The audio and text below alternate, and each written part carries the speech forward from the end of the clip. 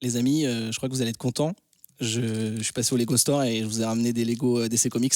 Donc il y en a un pour chacun et chacune. Pour nous Oh, Pour nous trop les minifigures. ça fait plaisir. C'est hyper sympa. Ah, voilà, c'est... Putain, trop bien. Attends, bah on ouvre alors.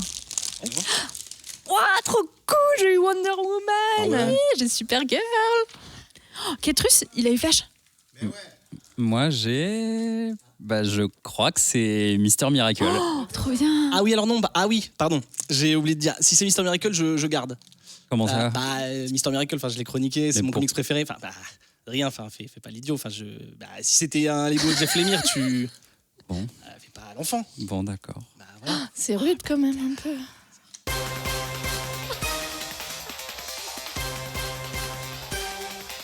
Bouya! Putain, j'avais presque oublié de dire bouillia, du coup. Ouais, moi aussi. Ouais. Bonjour, bonsoir, hello, konnichiwa, buenos dias, nukner, el rothbem, bienvenue, welcome dans cette 218e heure de Comics Outcast. J'ai calculé cet épisode 138, oulala, ça file, il y a plus de saison ma bonne dame, que le dites-vous, on marche sur la tête, c'est ni fait ni à faire. Je suis Ben Renaud, vous m'avez peut-être reconnu, je serai votre hôte pendant cette heure et demie consacrée aux comic books, les bandes dessinées américaines et leur galaxie, qui peut finalement durer 3 heures si on est bien installé. De toute façon, dehors, c'est Walking Dead, donc restez chez vous confortablement installés dans notre vaisseau qui file à toute allure à travers les étoiles. Et pour le voyage de ce soir, voici mon équipe.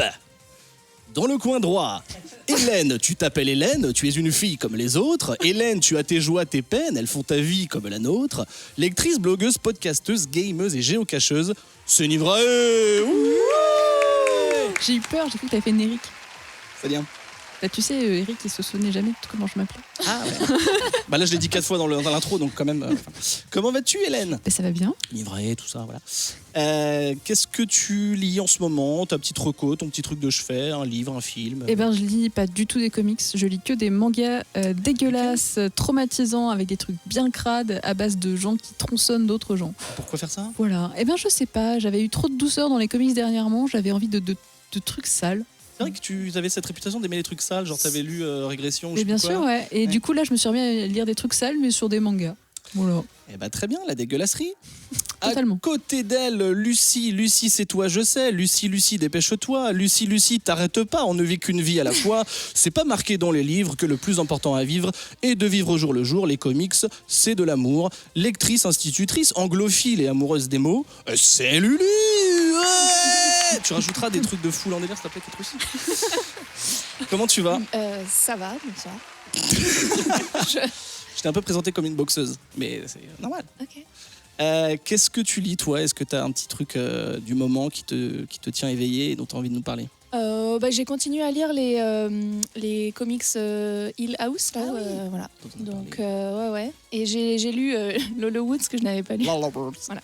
Donc, après avoir ri à nouveau sur le titre, j'ai apprécié tout à fait la qualité de l'objet. Très, très bien. À droite, car il n'y avait personne pour l'instant. Adrien sauve le monde contre les méchants. Quand le bruit des armes gronde, c'est bien toi le plus grand. Adrien sauve le monde, va sans hésiter te battre à chaque seconde pour sauver la liberté. Lecteur, musicien, gamer, défenseur des biscuits Chamonix. Adrien Lamonzé. Bonsoir. Comment vas-tu bien?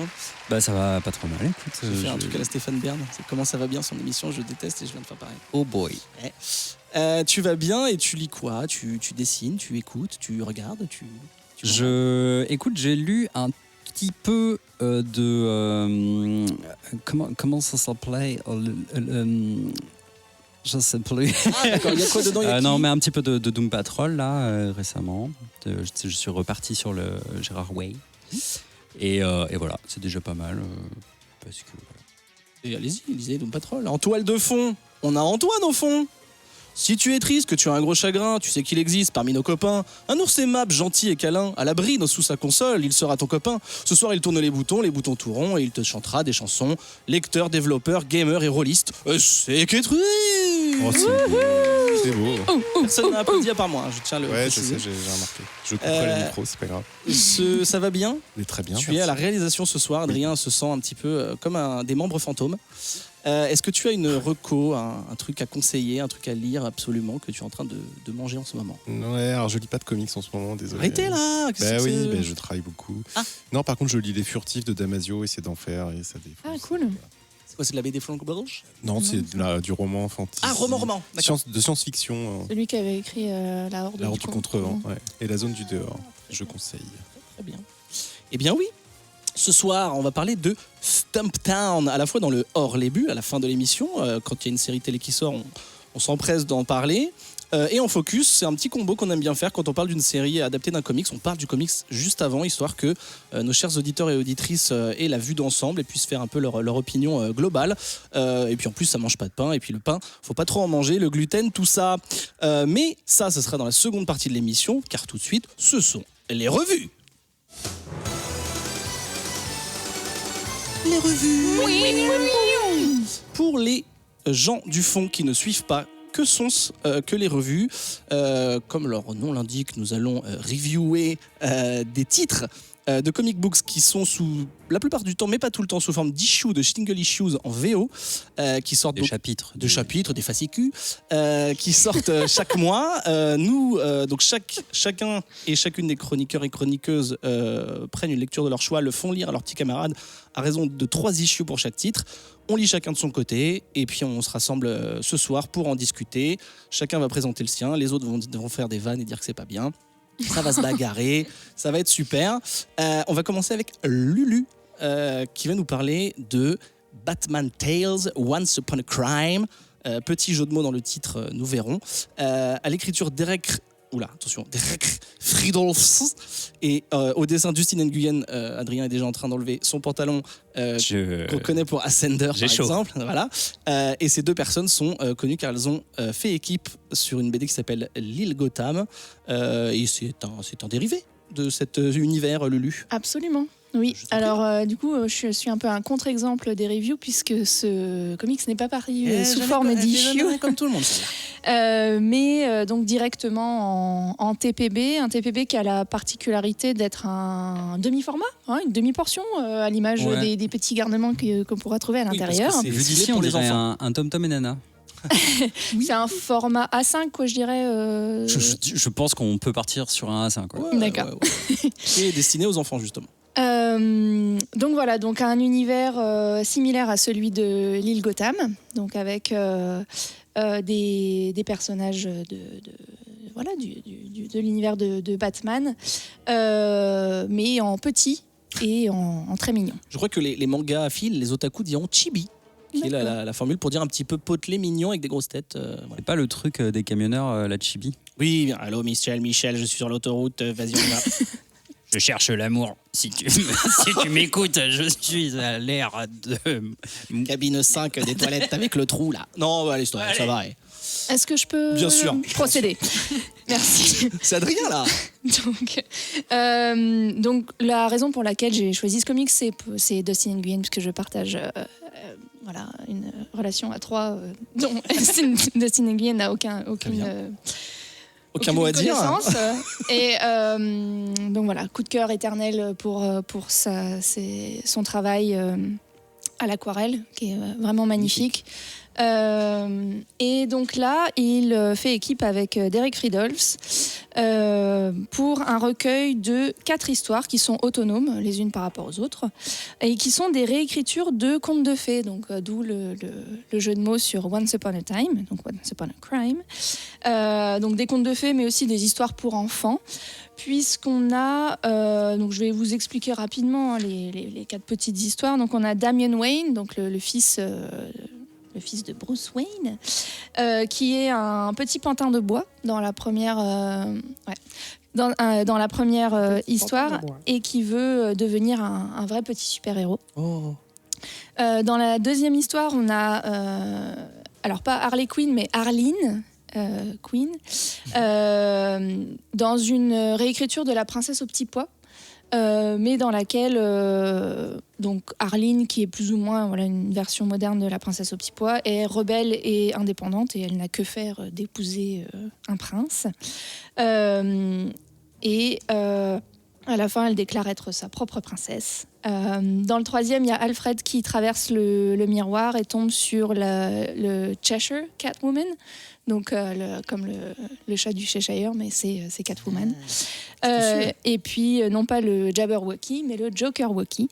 Et il doit sauver la famille Wayne de la Reine de Cœur. Donc là, on est dans l'univers d'Alice au Pays des Merveilles. Et puis, dans la dernière histoire, le livre se termine sur une quête donc, de Batman, du Chevalier Noir, qui se trouve au Pays des Glaces. Et il y rencontre la Reine des Neiges et aussi Poison Ivy, dans une quête où des dragons de glace ne sont pas plus dangereux que la nostalgie, en fait. Beau. Ouais. Et en fait, bon, ça m'a vraiment captivée, la lecture de ces 4 histoires.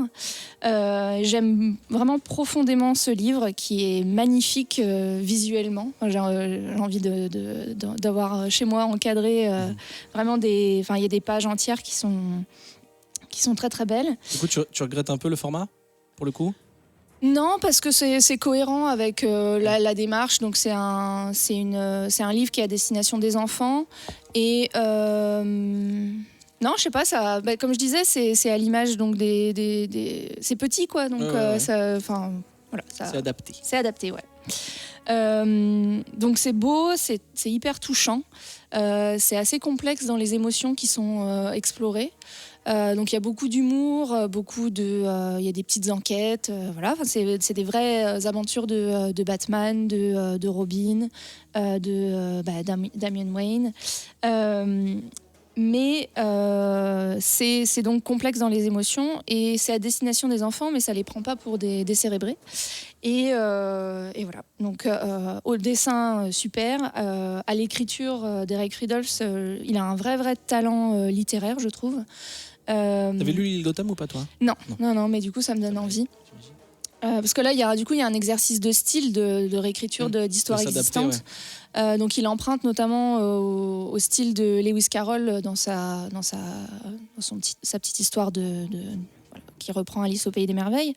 Et c'est très plaisant, c'est très bien fait, mais sans prétention. Et c'est vraiment très très chouette. Je ne peux que recommander. Là. Adrien, tu n'as pas lu, pardon. On pourrait expliquer pourquoi aussi. Mais je peux éventuellement prendre le livre en main. On peut expliquer les coulisses, on aime bien. Sam devait faire partie de cette émission, on n'a pas pu pour des raisons perso, on lui fait des gros bisous. Gros bisous. Chevalier blanc, le White Knight de Gotham. Tu arrives, tu dis les gars, j'ai rien à faire. Du coup, tu es gentiment venu prendre le relais, mais tu n'as pas eu le temps de lire les reviews de tes petites camarades. Ce qui n'est pas grave. Mais tu as feuilleté, tu peux donner un avis éclair si tu le veux avant d'y vrai. Écoutez, c'est assez simple. Non, mais. Alors c'est marrant parce qu'il y a un côté plus sketchy que l'île Gotham. Ça fait un peu plus... C'est plus simple comme trait quelque part. Je pense que c'est voulu. Parce qu'au final, l'île Gotham aussi, c'est pour les jeunes, j'imagine. Enfin, les plus jeunes. Ouais, mais... En fait, là, de ce que je vois, ça fonctionne à fond, quoi. Tu vois, ça a l'air ultra équilibré dans le trait et tout. Puis, voilà, juste les couleurs, comme d'hab, c'est assez incroyable. Et du coup, là, il y a quelques pages que je vois quand même qui ressemblent presque à du Descender de la qualité. Tu vois ça, on le mettra sur le BCC. Je sais pas. Ça a l'air très très chouette. Je suis vendu. J'ai envie de le. Je te le prête. Oh. On parlera du prix tout à l'heure, j'allais dire qu'il valait que 10 € et c'est le cas. J'aurai une petite question à vous poser, un micro-débat. Mais avant, Hélène, tu peux nous dire ce que tu en as pensé. Livre, en plus. Oui, il est doux. De façon, il est dufteux. Je trouve très joli, très mignon dans sa petite taille. On dirait vraiment un livre de contes pour enfants. Et surtout, alors sur les 4 histoires, la dernière, elle me rappelle vraiment des livres d'histoire pour enfants puisque c'est la seule histoire où il n'y a pas de bulles. On a vraiment, alors les dessins sublimes. Franchement, sur la dernière, c'est Snow Queen, il est sublime de page en page. C'est celui où j'ai trouvé qu'il y a le plus d'émotions et il est vraiment magnifique. Et t'as vraiment juste les textes qui volent au-dessus vraiment des images. Et pour moi, c'est celui qui m'a le plus touchée. Et c'est ça qui est bien aussi, c'est que les 4 histoires sont différentes aussi dans la manière dont il les a racontées. La première avec Wayne Okio, j'ai trouvé très très proche du conte, plutôt light dans l'histoire. Il n'y a pas trop de détails, trop d'informations. La princesse et le petit pois. La princesse au petit pois. La princesse au petit pois en français. Et je les trouvais beaucoup plus chargés. Il se passe beaucoup plus de choses. On se détache beaucoup plus de l'univers au départ du conte. Et Alice au Pays des Merveilles, on revient dans un truc qui est quand même très proche du conte, mais avec de l'humour. Et puis c'est un adulte, puisque c'est Fred qui part. Et on n'est plus sur des enfants, des versions mignonnes et enfantines. Et du coup, j'ai bien aimé parce que les 4 sont très différents. Visuellement, à chaque fois, c'est fou, même si le dernier, pour moi, surpasse tous les autres. Puisqu'effectivement, comme disait Adrien, c'est sketch, quoi. C'est limite, t'as des. Tu vois les coups de effectivement, crayon. pas celui-là, ouais. Tu vois des coups de crayon et le dernier, il est. Enfin, tu t'imagines très bien le gars avec son pinceau en train de. Enfin, il est. Non, je crois sublime. que surtout, c'est vraiment. Enfin, la dernière, là, juste comme ça, à l'œil, paraît plus mature, plus poétique aussi, peut-être un peu. Après, peut-être qu'ils étaient plus touchés par l'une ou l'autre des contes de base, je sais pas. Bah, là, enfin bon, j'ai regardé très très très vite fait, mais j'ai l'impression que de revoir certaines scènes de Batman animated, quoi. Exactement. En fait, il y a un passage et surtout un personnage où quand tu le vois apparaître, quand tu tournes la page et qu'il est là, tu fais oh. Tu sais, dans ton petit cœur, il y a un truc qui dit oh mon Dieu, je me souviens de l'épisode, je me souviens de la douleur et des larmes, tu vois.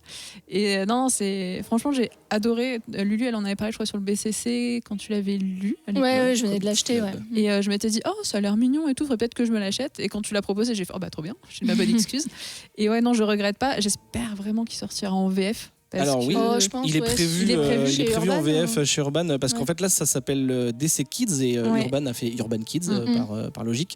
Ça sort le 22 mai en VF chez Urban. Je pense que je le reprendrai en VF et je pense même l'offrir à des amis qui ont des enfants pour qu'ils puissent se raconter l'histoire parce que je pense que ça se lit très bien. Mais alors vous diriez quoi du coup parce que là moi le feuilleté j'ai du mal à me dire est-ce que c'est plus pour les enfants vraiment normalement c'est focus pour les enfants. Alors, c'est focus pour les enfants mais c'est bon pour tout le monde. Mais toi en tant qu'adulte en fait t'es pas mis de côté parce qu'on va pas, c'est pas raconté bêtement.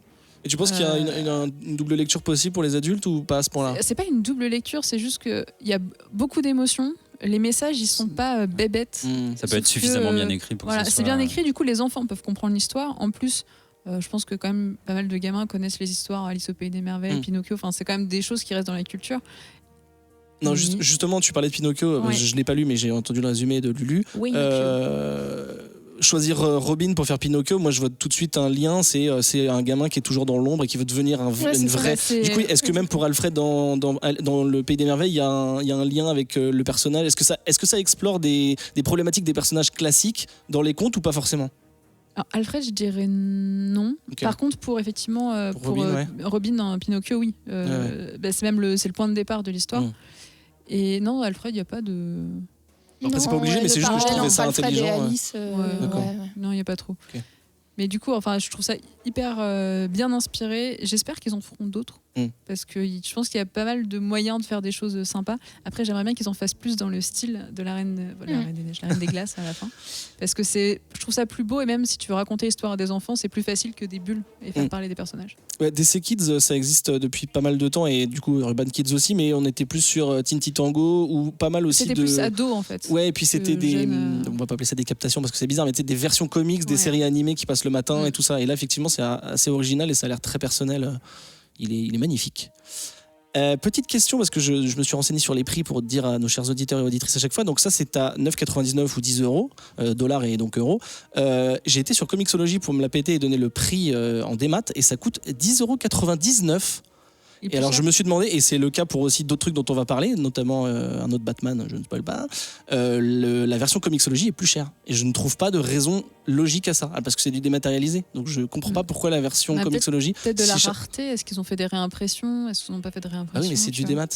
Oui, mais disons que si ton papier devient rare, ton démat peut monter en prix, tu vois. Bah oui, mais c'est ouf. Bon, en tout cas, chers auditeurs et auditrices, si vous avez la réponse, n'hésitez pas sur le Bookie Blues Club. Peut-être que je lancerai le débat parce que ça m'a vraiment surpris. À part effectivement ce que tu dis, ça peut se tenir, mais sinon je vois vraiment pas pourquoi. Donc c'est 10,99 €. Ouais, sur Comixology et 10 €, voire 9,99 € en papier un peu partout. Ouais, après c'est 10 € chez Pulp et chez Album, mais quand on commande, j'imagine que c'est peut-être parce qu'il y a l'import, donc ça coûte plus cher, non ? Je sais pas. Peut-être que du coup ils s'alignent sur un. Oui, mais ça dit pas non plus pourquoi c'est plus cher. Puis même sur Amazon, il y a Amazon. C'est 9,99 aussi. En fait, je comprends juste pas le. Parce qu'en plus, quand tu regardes une issue classique, elle est forcément moins chère en démat, ce qui est logique, tu vois. Je sais pas, je voulais votre avis là-dessus, mais vous avez l'air perdu comme moi. C'est un débat. On peut juste. Alors, du coup, j'ai essayé de demander à Comixology France. Ils n'ont pas tweeté depuis 2017, donc j'ai envoyé un DM à Comixology. Papa, mais j'allais dire Mother, mais c'est ça. Pas de réponse, mais bon, évidemment, je ne suis qu'une fourmi. Donc peut-être que j'aurai une réponse, je vous tiendrai au courant, mais écoutez, voilà. Ouais, c'est intéressant. Donc c'est oui, c'est oui x3. Même Ketrus qui ne l'a pas lu a l'air de dire que c'est oui. Oui, on dit tous que c'est oui. Donc je le redis, il fait un pouce en l'air. Je le redis, ça s'appelle Batman Tales Once Upon a Crime, écrit par Derek Fridolf, c'est Dustin Nguyen qui sont la team de l'île Gotham. L'île Gotham qui n'est pas du tout un vol aller-retour sur kayak. C'est chez DC Kids et donc chez DC Kids c'est dispo, Urban Kids c'est dispo le 22 mai et ça coûte la modique somme de 10 € à peu près en fonction de ce que vous consommez. Plus ou moins 1 €. Exactement.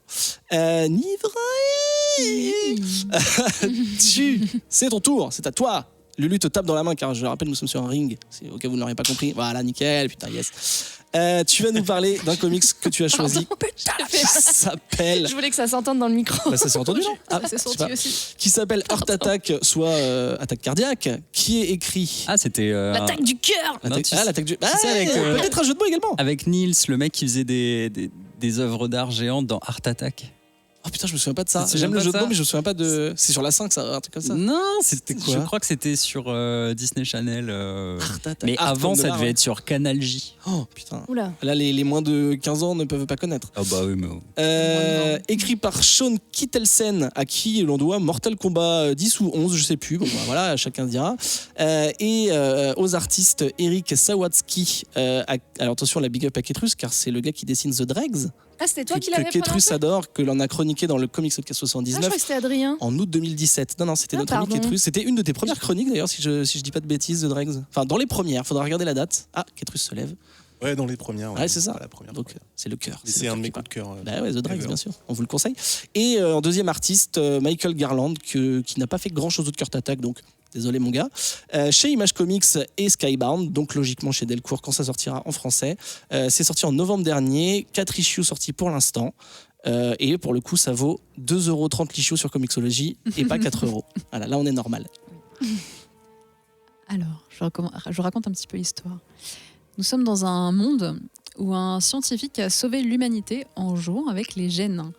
Le petit souci, c'est que la génération qui est née après, il se trouve qu'il y a quelques gamins dedans qui ont des gènes non humains et on appelle ça des variantes, une sorte de d'X-Men quoi. On va dire. Clairement, ils n'ont pas des pouvoirs hyper fous. En gros, ils ont les mains qui brillent et des fois, ils peuvent réussir à les faire chauffer et allumer leur clope avec. Rien de dangereux, mais la société les rejette. Et tout le monde en a peur parce qu'on ne sait pas ce qu'ils peuvent devenir. Et donc, on commence le comics avec Charlie, qui a une nouvelle copine qui s'appelle Nona. Ils sont en train de modifier des affiches de propagande dans la rue. C'est des affiches de répression des variantes. Ça s'appelle la VCU. C'est une brigade qui a été mise en place. Et Nona se fait arrêter. Charlie, bon ami, s'enfuit bien sûr en filmant la scène. Il envoie le film à Sefton. Donc on découvre Sefton, qui est une sorte de leader, sorte de magnéto un petit peu. Pour lui, les variantes c'est bien, et puis en sous-texte, ça serait encore mieux s'ils étaient maîtres du monde, mais bon, sachant qu'il a aussi des petits problèmes avec les nanas, donc c'est vraiment une très belle personne. Du coup, Sefton, trouvant très cool Charlie, va l'inviter à une soirée. Et en passant du temps à cette soirée, Charlie va croiser Jill. Jill, c'est une nana qu'on a aperçue un petit peu avant, qui est une sorte de présentatrice d'un stream qui met en avant les variants. Et à un moment de la soirée, ils vont se toucher. Se toucher la main, enfin. La main. Ok. Non, et là, leurs pouvoirs vont se démultiplier. Oula. Eux qui avant pouvaient juste vaguement allumer un briquet avec leurs petites mains qui brillent, et là, ils peuvent balancer des gerbes de flammes, ils peuvent se mettre à voler. Ça n'a du coup plus rien à voir, uniquement quand ils se touchent. Dès que leurs mains se séparent, c'est fini. Ah, d'accord, c'est un peu la course où tu as les deux pieds attachés là.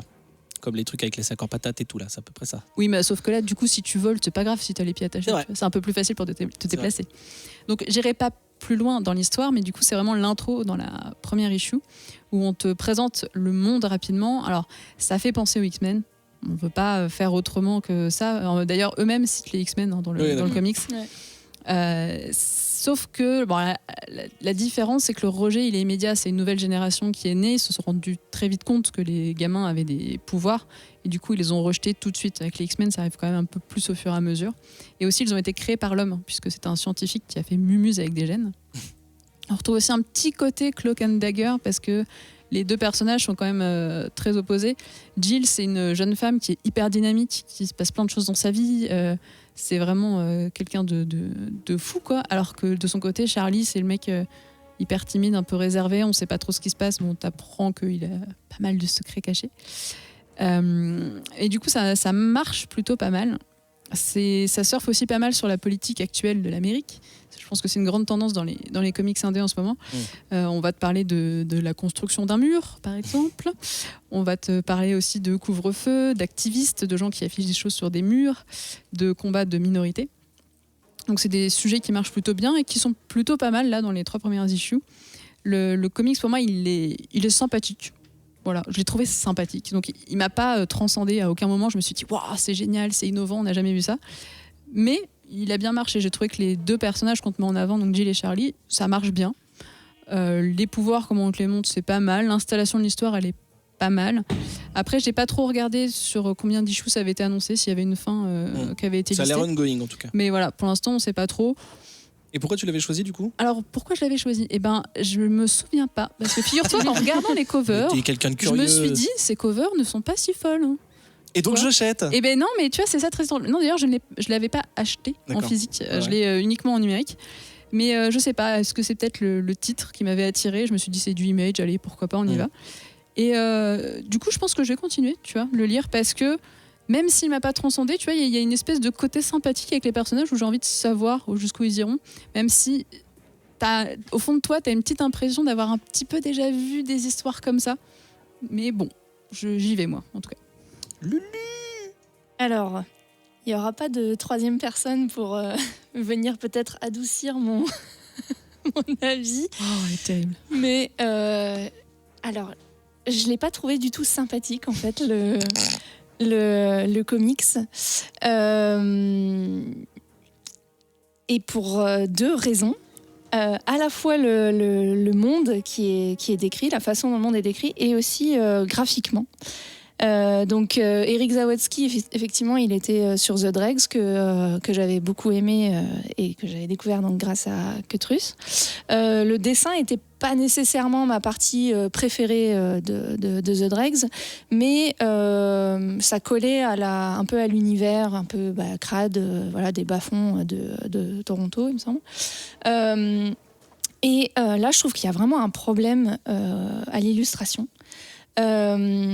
Et je dois dire que jusqu'à présent, quand on faisait la critique de certains styles, comme quoi ils étaient statiques, je comprenais pas bien ce que ça voulait dire. Et là, en lisant ça, je me suis dit, ah mais c'est ça en fait. C'est ça le statisme. C'est ça que ça veut dire. Et ouais, j'ai trouvé qu'il y avait vraiment un problème de dynamisme. En particulier, dans l'issue 1, il y a une set de boîte de nuit. Donc les gens, a priori, dans une boîte de nuit, ça bouge. Normalement, ça bouge. Et là, il y a une impression à la fois de vide et d'immobilité. Peut-être c'était une flash mob ou un 2-3 soleils. Ah, peut-être, ouais, c'est peut-être une boîte de nuit conceptuelle. Donc là, je me suis dit, oh, aïe, aïe. Bon. Et après, tout l'aspect présentation d'un univers avec plein de termes, moi j'ai quand même vachement de mal maintenant. Tu vois, les free bodies, les VCU, tous les termes autour du streaming, bon, ça, voilà, ces pouvoirs, qui est la kinétique tactile, bon. Voilà. On voit une petite goutte de sueur, d'énervement. Mais en fait, quand je l'ai lu, je fais... je sais pas, ça m'a un peu bon, énervé. Et le truc des sujets de l'Amérique contemporaine, moi, ça a été un peu la goutte d'eau qui a fait déborder le vase. Okay. Et je trouvais que c'était pas bien traité, que c'était pas à la hauteur de la gravité des sujets, tu vois, sur la violence policière, mais bon, peut-être que c'est parce que c'est des sujets qui me... que je trouve vraiment très Tu trouves que c'est maltraité, traité trop légèrement ou trop un peu fantaisie? légèrement. Ok. Ouais. Et en fait, à la fin de la première issue, il y a un mot de l'auteur qui dit oui, donc bon, vous aurez compris que ce monde, bien qu'il se tienne en 2052, en fait, c'est notre monde que je décris. Ok, vous n'auriez pas compris. Et les violences policières, c'est vraiment très très mal. Bon, je caricature, hein, je suis désolée, j'enfonce un peu le clou, mais c'est pour faire le débat aussi. Mais attention, hein, tous les flics sont pas tous des bâtards. Il y en a quand même des biens. Bon, voilà. Du coup, j'ai un peu levé fort les yeux au ciel. Et pour l'issue 2 et 3, j'étais pas du tout acquis à la cause du comics. Donc, personnellement, je ne recommande pas. Attention, best-of, parce qu'Hélène va faire la riposte. Vas-y, riposte. Non, pas une grosse riposte. C'est vrai que je comprends pour le dessin.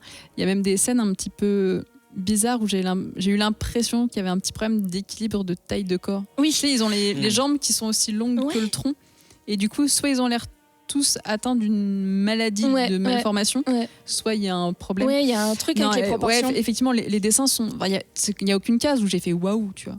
Il n'y a vraiment pas ça. Après... Tu vois, le côté esthétique, moi, me dérange pas trop, parce que je sais pas, dans ma tête, j'anime moi-même les cases. Oui. Mais c'est vrai que je me dis, c'est le principe du dessin, a priori, c'est que. Exactement. Voilà, après, tu fais une partie du travail. Ouais. Ce qu'on peut aussi, enfin, pas reprocher, parce que du coup, je trouve ça bien, mais ça implique de lire. Comme l'autre fois, on avait eu un comic, je me souviens plus, où il y avait des petites chansons à la fin et plein de textes. Je sais plus ce que c'était. Ah, je sais plus non plus. Et du coup, là, c'est un petit peu pareil. Une fois que tu as fini. C'était le comics de Joe, non le truc un peu médiéval bizarre. Ah, Dark Fantasy. Last God. Oui, c'est ça. Ouais. Et ben là, c'est un petit peu pareil. À la fin, tu as des articles de journaux, tu as des échanges de messages. Et je pense que si tu les rates. J'ai sauté. En fait, si tu les rates, tu perds énormément du lore. En fait, parce que là-dedans, il t'explique tout. Toute l'histoire du scientifique, les pouvoirs, comment ça se passe. Tu as des échanges entre les personnages. Et le problème, c'est que souvent, cette partie-là, tu la zappes. En fait, tu lis le comics, tu lis les cases, t'es pas là pour lire des romans. Et autant dans Last Gods, c'est pas grave si tu lisais pas, tu comprenais quand même l'histoire. Et là, je trouve qu'ils ont mis beaucoup trop de choses dedans, qui fait que si tu rates cette partie-là, en fait, tu rates, je pense, l'histoire. Tu perds tout le fond, tout ce qu'on voulait te raconter. Et je suis pas sûre que ce soit un très bon move de faire ça. En tout cas, je pense que si tu veux t'intéresser aux comics et à l'histoire, t'es obligé de lire ça. Sachant qu'ils doivent forcément avoir des stats de qui lit les trucs à la fin ou pas. Enfin, j'ai le savoir globalement. Tu vois, t'as des stats sur ton livre papier, toi ? Non, je parle de ceux qui créent les comics. Ils doivent se dire, en fait, on sait qu'il y a X% des lecteurs qui lisent les trucs de fin, donc mettre des trucs importants dans le truc de fin, c'est peut-être pas effectivement le bon move.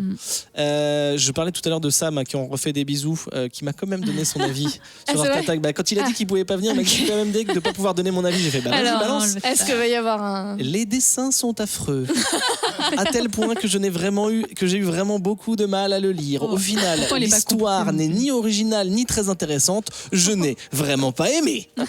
Il aurait pu être plus virulent. Je pense que sur l'histoire, tu peux pas reprocher quelque chose en particulier. Après, c'est très ressemblant à plein de choses. Ils ont pris plein d'idées qui existent déjà, donc tu sens pas d'originalité. Ouais, c'est ça, ouais. Mais le truc, bon, je suis désolée, j'en prends vraiment le un petit clou, mais là. c'est que pareil, je crois que c'est à la fin de la première issue, l'auteur dit vous aurez compris que c'est une histoire d'amour. Et je suis là, non, désolé, j'avais pas compris. Et en fait, la relation entre les deux personnages principaux, où donc ils se rencontrent et donc littéralement c'est le coup de foudre puisque leurs pouvoirs sont activés. Tu crois pas une seule seconde. Enfin, je sais pas, tu crois pas une seule seconde. Elle est cool à la limite. Comme d'hab, il y a un pauvre mec, on sait pas pourquoi la meuf elle tombe amoureuse de lui. Et c'est parce que c'est physique. Ouais, mais ça se ressent pas. Effectivement, je comprends. Ah ouais, tu vois, moi je pense, j'ai pas lu ce qu'avait dit l'auteur. Ça, par contre, je lis jamais. Bravo. Et je pense que j'aurais pas apprécié effectivement parce que j'ai l'impression qu'il se trouve des excuses. Ça, j'aime pas quand ils ont besoin de s'expliquer. Je trouve ça pas très bon. Ça veut dire que ça se tient pas tout seul, quoi. Mais moi, tu vois, ça se tenait sans que j'ai besoin de ces explications. Ketrus, Dodeline, parce qu'on attaque un peu son artiste. Un mot peut-être, Ketrus, ou tu veux juste rester dans le silence gormeleux Vas-y, je t'en prie, petite. Oui. Non, j'étais plus fan de l'histoire que de l'artiste, même si je trouvais qu'il servait très bien The Dregs. Non, c'est juste que je suis pas d'accord sur le fait quand un artiste s'explique. sur son œuvre. Je peux comprendre que s'il explique tout le monde dans la fin du comics, effectivement, il a raté un peu le médium. Mais, à part... mais en même temps, il y a plein d'œuvres, il y a plein de choses. Quand tu as l'explication de l'artiste, quand tu as un contexte, il y a plein de choses qui se révèlent. Et c'était plus l'intention de dire, est-ce qu'il se sent obligé d'expliquer genre, il se justifie beaucoup. Est-ce qu'il se justifie ou est-ce qu'il veut apporter un truc en plus? Mais je vois ce que tu veux dire, je suis d'accord. Mais c'est un très bon débat. Ayons ce débat plus tard, évidemment. Donc c'est un non, j'ai l'impression. Enfin, si je prends en compte en plus l'avis de Sam, j'ai l'impression que c'est un non. Je redis quand même, parce que nos petits auditeurs et auditrices peuvent totalement se faire leur avis. Donc c'est Heart Attack, donc attaque cardiaque, donc pas de jeu de mots du coup, dans ce titre. Alors du coup, j'ai pas compris le titre non plus. Pourquoi je pense qu'on le saura plus tard, parce qu'en fait, quand ils se touchent, il y a des trucs qui se passent dans leur corps. Ah, c'est peut-être en termes de physique et émotionnel, peut-être. Ouais, en fait, on voit genre les poils qui se hérissent, on voit les petits muscles à l'intérieur, on voit leur squelette, tu vois le squelette et les muscles, mais t'as des petits Ou alors zooms. C'est parce que vous avez failli avoir un AVC en lisant, peut-être. C'est peut-être ça. Donc infarctus, c'est ça. C'est peut-être traduit comme ça en VF quand ça sortira. Sean Kittelsen et Eric Zawadzki et Michael Garland pour ce comics Image Comics Skybound. Ça sorti il y a 4 issues pour l'instant. J'ai regardé Hélène sur le site d'Image Comics. Et dans le roster, ils vont jusqu'à l'issue 6. Est-ce que ça veut dire que ça s'arrête ou qu'ils vont mettre la suite plus tard? Je sais jamais. Pour moi, quand ils affichent tout, je pense que c'est pas un truc long. Ouais, donc c'est sûrement 6 issues. C'est pas des auteurs à qui tu filerais un truc long. Tu nous diras si c'était bien jusqu'à la fin. Enfin, si c'était jusqu'à la fin. Merci pour ceci. Adrien Larosé, qui, en toute originalité, non, c'est faux, en plus, c'est Sam qui avait choisi, va nous faire encore du Batman pour un titre qui était très attendu, qui a fait boom quand c'est sorti, alors que c'est chez DC. Boom. Dark Knight Returns, The Golden Child, Frank Miller, on ne le présente plus, Raphaël Grandpa, qui est surtout un cover artiste de grand talent, mais qui malheureusement ne fait pas énormément de titres à l'intérieur. Est-ce qu'il est le fils d'Arathorn? Oui. J'étais plus sur les mini-pouces, mais excellent. Ouais, est-ce qu'il a un fils, on pourrait l'appeler Grand-Pa Mini? Bien sûr. Non, mais tu vois, la littérature versus dessin animé, c'est tout ce qui les différencie, lui et nous.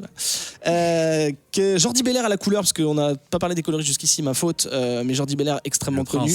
Rockstar, bien sûr. Moi, j'étais plus. On l'a déjà fait 1 million de fois. Je pense qu'à chaque fois qu'on parle de Jordi Belair, il va falloir cesser cette blague. Bon, bref. DC Comics, je l'ai dit, vu que c'est Batman, c'est sorti le 11 décembre 2019, c'est très précis, c'est un one-shot qui est un tout petit peu plus épais qu'une issue, hein, c'est assez particulier.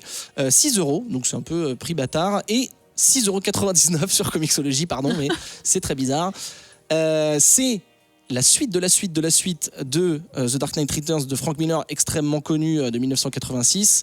Ensuite, il y a eu The Dark Knight Strikes Again en 2001-2002, puis The Master Race, Dark Knight Returns 3, et là, c'est un genre de spin-off, ce n'est pas un 4 ou quoi, c'est un one-shot qui est dans le même univers que notre cher ami Adrien a eu la gentillesse de reprendre pour ce soir. Exactement.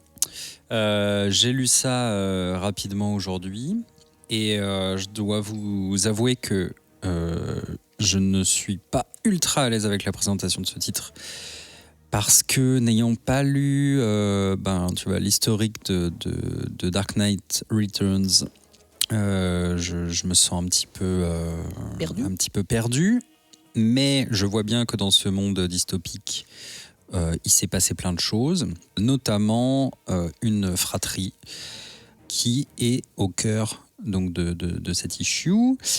Il s'agit de Jonathan Kent et de Lara Croft. Non, Lara comment Lara Kent aussi. Oui. Lara Kent aussi.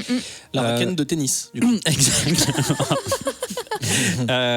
Qui sont donc tous deux les enfants de Superman et de Wonder Woman. On ne sait pas, je crois. Ah bah non, Lois Lane. Bah oui, je pense. Bah si, Superman, enfin Clark Kent et Lois Lane.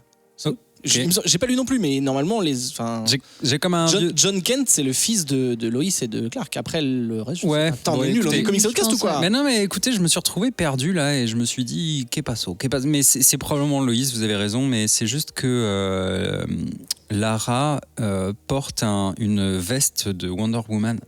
Et c'était étonnant, mais bon. Oui, c'est vrai. Je me suis dit, tiens, pourquoi? Ça doit être sa marraine, c'est ça. J'ai dû rater la case bar mitzvah. Et donc, tu mets le doute. Ça commence par voilà, on fait tout de suite les premières cases focus sur John. On comprend assez rapidement que c'est probablement de lui dont il s'agit quand on parle du Golden Child. Et que eux deux virevoltent au-dessus de la Terre et regardent l'activité des humains d'une façon relativement déconnectée, tu vois, et ils se sentent pas très humains, je pense, à ce moment-là. La grande sœur, elle, probablement un petit peu ado dans son attitude, juge à mort les humains, mais ils sont trop nuls. Et on a ici une sorte de petite critique très, très juste et subtile de l'état de la planète, où crise politique et environnementale c'est donc... Tu as raison, effectivement. Alors, pardon ? Dans Dark Knight Strikes Again, il précise bien que sa mère, c'est Wonder Woman. Eh ben, c'est ma faute. Je suis qu'une merde. Donc, c'est pas la veste de Tata, c'est la veste de maman. C'est la veste de maman, très bien. Voilà. Et pour le coup, John est plus modéré. Lui, il trouve que les humains sont plutôt des chic types. On retrouve assez rapidement un contexte donc politique d'élection. Là, ça se passe à Gotham, mais je crois. Peut-être pas, en fait. Si. Je crois que ça se passe à Gotham. Et ils sont prêts à retourner aux urnes. Et figure-toi qu'ils sont pas très chauds. Enfin, on tombe sur une manifestation où les gens sont pas très chauds pour réélire Donald Trump. Enfin, c'est pas dit comme ça, mais il y a des affiches de Donald Trump un petit peu partout. Ce qui, assez rapidement, en fait, m'a un peu bousculé. Tu vois, Frank Miller avait visiblement très très envie de parler du monde réel. Et il le fait dans l'univers de Batman. C'est un peu la tendance depuis le tout premier en 86, hein, cette espèce de critique. Ouais, bien sûr. Il est d'ailleurs très critiqué pour ça parce qu'il est limite réac parfois. Enfin, c'est toujours limite. Ouais, alors on peut en parler un petit peu après. C'est vrai que j'ai du mal à comprendre le message politique exactement, tu vois, si ce n'est dis donc le monde va mal, mais j'arrive pas à savoir exactement là où il se positionne et je suis même un peu dérouté parfois, j'ai l'impression que c'est vaguement sexiste, mais je suis pas certain.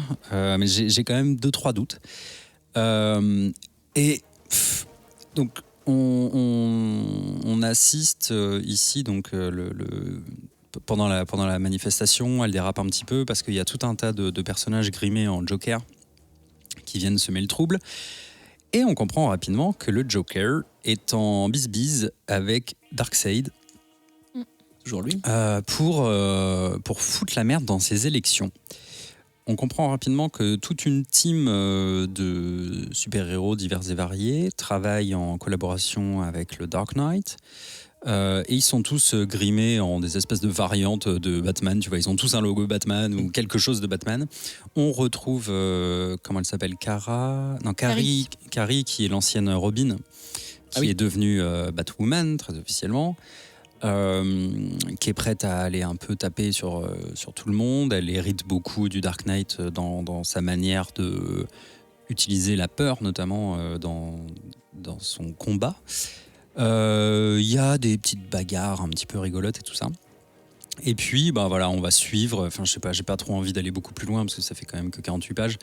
Mais en gros, on suit la fratrie, la bande de Batwoman et ses petits coéquipiers batmanesques se battre contre Joker et Darkseid qui ont des plans plus ou moins variés pour aller foutre la merde dans le monde. Ça ressemble quand même avant tout à un prétexte pour parler de politique, sans que j'ai bien compris de quoi il s'agissait. J'ai rarement été aussi divisé à la lecture d'un comics parce qu'en fait, c'est marrant. À la fois, il y a des choses que je trouve incroyables, et notamment, en tout premier lieu, l'artwork, qui, moi, Raphaël Grandpa. Voilà, donc Raphaël Grandpa et aux couleurs Jordi Belair, parce que c'est franchement très très très beau. C'est complètement ma came. On est un peu entre Frank Miller, parce que clairement il imite. Tu vois, il y a un peu de ça quand même dans les designs. Du Romita Junior. Il te lit un peu aussi le côté les petits traits, les petits, ou même Jeff Darrow ou Mobius. Yann Bertram. Voilà, Yann Bertram. Moi, en fait, ça m'a vraiment. Au tout début, je me suis dit, mais attends, mais c'est qui ? Parce que je croyais vraiment limite que c'était Yann Bertram. Et ça, je trouve ça incroyable. Enfin, j'ai passé un bon temps grâce à ça.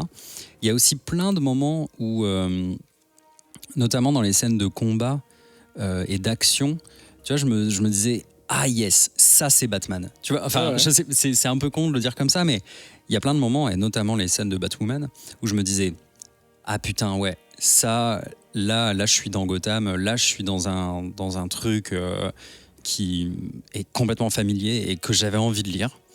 Et le reste du temps, quand il essaye de faire un peu de politique et à mon sens, qui passe complètement à côté de son sujet de Golden Child, parce que ça se résout de façon très très bizarre. Et lui, enfin Jonathan, n'est pas très intéressant. Sa sœur, je la trouve ratée dans l'écriture. Enfin, pour moi, il y a une énorme merde dans cette histoire. Enfin, en fait, j'ai la sensation que soit il voulait faire beaucoup plus de 48 pages. Et que du coup il y a des énormes pans qui sont passés par de la narration omnisciente ultra bâclée, quoi, tu vois, ou alors c'était beaucoup moins. Mais là on est dans un espèce d'entre-deux très bizarre où les choses s'enchaînent de façon assez étrange et voilà. Alors je dis très divisé parce que il y a quand même vraiment des planches entières qui m'ont fait bander, quoi, parce qu'elles sont très belles, parce que l'action est chouette, parce que ça déroule bien. Et puis, au global, tu vois, je me fais bof, quoi, parce que, je veux dire, tout tourne autour d'un fameux super pouvoir de Jonathan qu'on connaîtrait pas et qu'on découvre à la fin et qui me laisse pantone. Oh oui. Tu savais que c'était un one-shot quand t'as ouvert la première page ? Ouais, parce qu'en fait, dedans, Ben quoi. me l'avait dit. Ouais. Ah, non, mais je veux dire, t'étais préparé, tu disais pas. Okay, ouais, non, mais puis en plus, j'aime bien ce genre de format d'Oglichou roulé sous les aisselles. Mais elle est excellente. Je sais pas si tout le monde l'a, mais elle est excellente. Non. Lulu. Oui. Voilà. J'ai un petit peu la même impression qu'Adrien. Donc j'ai ouvert le comics et j'ai fait un grand oui. Enfin, c'était tout de suite. Voilà. C'est la première fois que je lis un comics illustré par Grandpa et c'est vraiment très très très très chouette.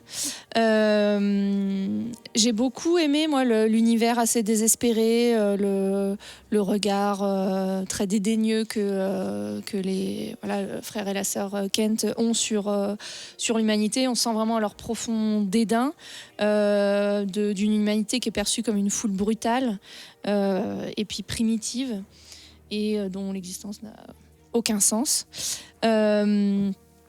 C'est très nihiliste aussi. T'as pas parlé du fait qu'il y a en fait Darkseid, il est associé au Joker. Donc voilà, on sent vraiment puis bon, c'est l'ère Trump, donc tout va mal, quoi. Enfin, il y a vraiment rien à sauver dans ce qui se passe. En fait, du coup, j'arrive pas trop à savoir ce que eux sont censés incarner. J'arrive pas à savoir. Tu sais, est-ce que c'est un symbole justement de la crise ? C'est-à-dire que est-ce que eux deux symbolisent justement ce qui va mal ? Alors que ils sont en opposition à des gens qu'on essaie de sauver qui aient l'air de représenter la même chose. Enfin, je sais pas, tu vois, pour moi, c'est nihiliste, en fait, il n'y a rien à sauver. Si on analyse la saga entière, Dark Knight Returns, c'était vraiment la critique de la société, genre tous les héros vont s'entretuer et c'est la grosse merde. Le 2, il n'a pas été très bien reçu, c'était un peu genre un pétard mouillé. Le 3, je crois que c'est considéré comme le meilleur quasiment, où en fait il reprend le héros, le sens premier du héros, où en fait tu rises, en fait tous les héros vont se relever et c'est l'espoir qui renaît et tout ce qu'il avait essayé de détruire dans le premier, en fait là il le remet. Donc là logiquement, si c'est des montagnes russes, en tout cas, c'est logique. Il y aurait une certaine logique à ce que ça reçoit la merde. Et vu l'état de l'Amérique aujourd'hui, c'est pas déconnant. Je sais pas, c'est peut-être une analyse de comptoir que je fais. Mais je suis d'accord que du point de vue politique, on comprend pas bien ce qu'il veut dire. Est-ce qu'il essaye de se racheter une réputation ? C'est pas bien, parce qu'on comprend quand même c'est plutôt anti-Trump, mais c'est... Ouais, et en même temps, pas clairement. Enfin, tu sais, tout à l'heure, ce que je te disais, genre sur le sexisme, il y a quand même... ça, je l'ai pas du tout vu, moi, le sexisme. Non, mais il y a 2-3 trucs qui me laissent un peu étonné. Et notamment, donc Lara, qui, à un moment, dit à Darkseid, genre, tu vas te faire botter le cul, et ça par une meuf. Tu vois, et en fait, à ce moment-là, ça sent pas la femme forte. Je sais pas. Alors que je pense techniquement que Darkseid s'en bat les couilles du genre. Hein. C'est pas le gars qui va dire. Darkseid. Bah oui, c'est le mal absolu. Donc il y a pas de. Tu vois. Mais en fait, tu vois, à ce moment-là, je me disais, Ok, est-ce que Frank Miller veut lui la faire paraître puissante en tant que femme à ce moment-là, ou est-ce qu'au contraire il sous-entend... Enfin, je sais pas. C'était un peu étrange comme phase. Mais je crois que c'est un peu... Enfin, je te dis, les analyses, les critiques, évidemment, il y a deux camps. Il y a ceux qui trouvent ça génial et d'autres qui détestent. Mais il joue, je pense, Frank Miller, ou en tout cas, il se positionne sur cette ambiguïté. Je pense notamment, j'ai lu... Et vous avez reconnu qui est sur la toute dernière case ? Bien sûr. Spoilez pas. C'est un peu ridicule, hein. C'est quand même un peu ridicule. Oui. Ouais. Et qui n'est pas grandi d'ailleurs. Ouais. Ah, Greta Van Der. Et bah oui, bah donc c'est oui, ça forcément. Je sais pas, c'était un peu bof. Enfin... Ouais, je sais pas, l'histoire, elle me fait un peu souffler du nez. Non, mais j'ai un peu cette impression-là aussi. C'est un mélange entre un goût de trop peu et de... merde, est-ce qu'il me manque des choses ? Enfin... Voilà. Et rien que pour la gueule du Joker, lisez-le. Voilà. Un mix entre les frères Bogdanov et Rajita Dati, c'est incroyable. J'ai pas envie de vérifier, je veux garder cette image dans ma tête. Livré. Alors, effectivement, c'est vendu sur le dessin, mais directement. En fait, les covers sont belles, quelles que soient les covers qui ont été faites, mais même la principale, elle est belle.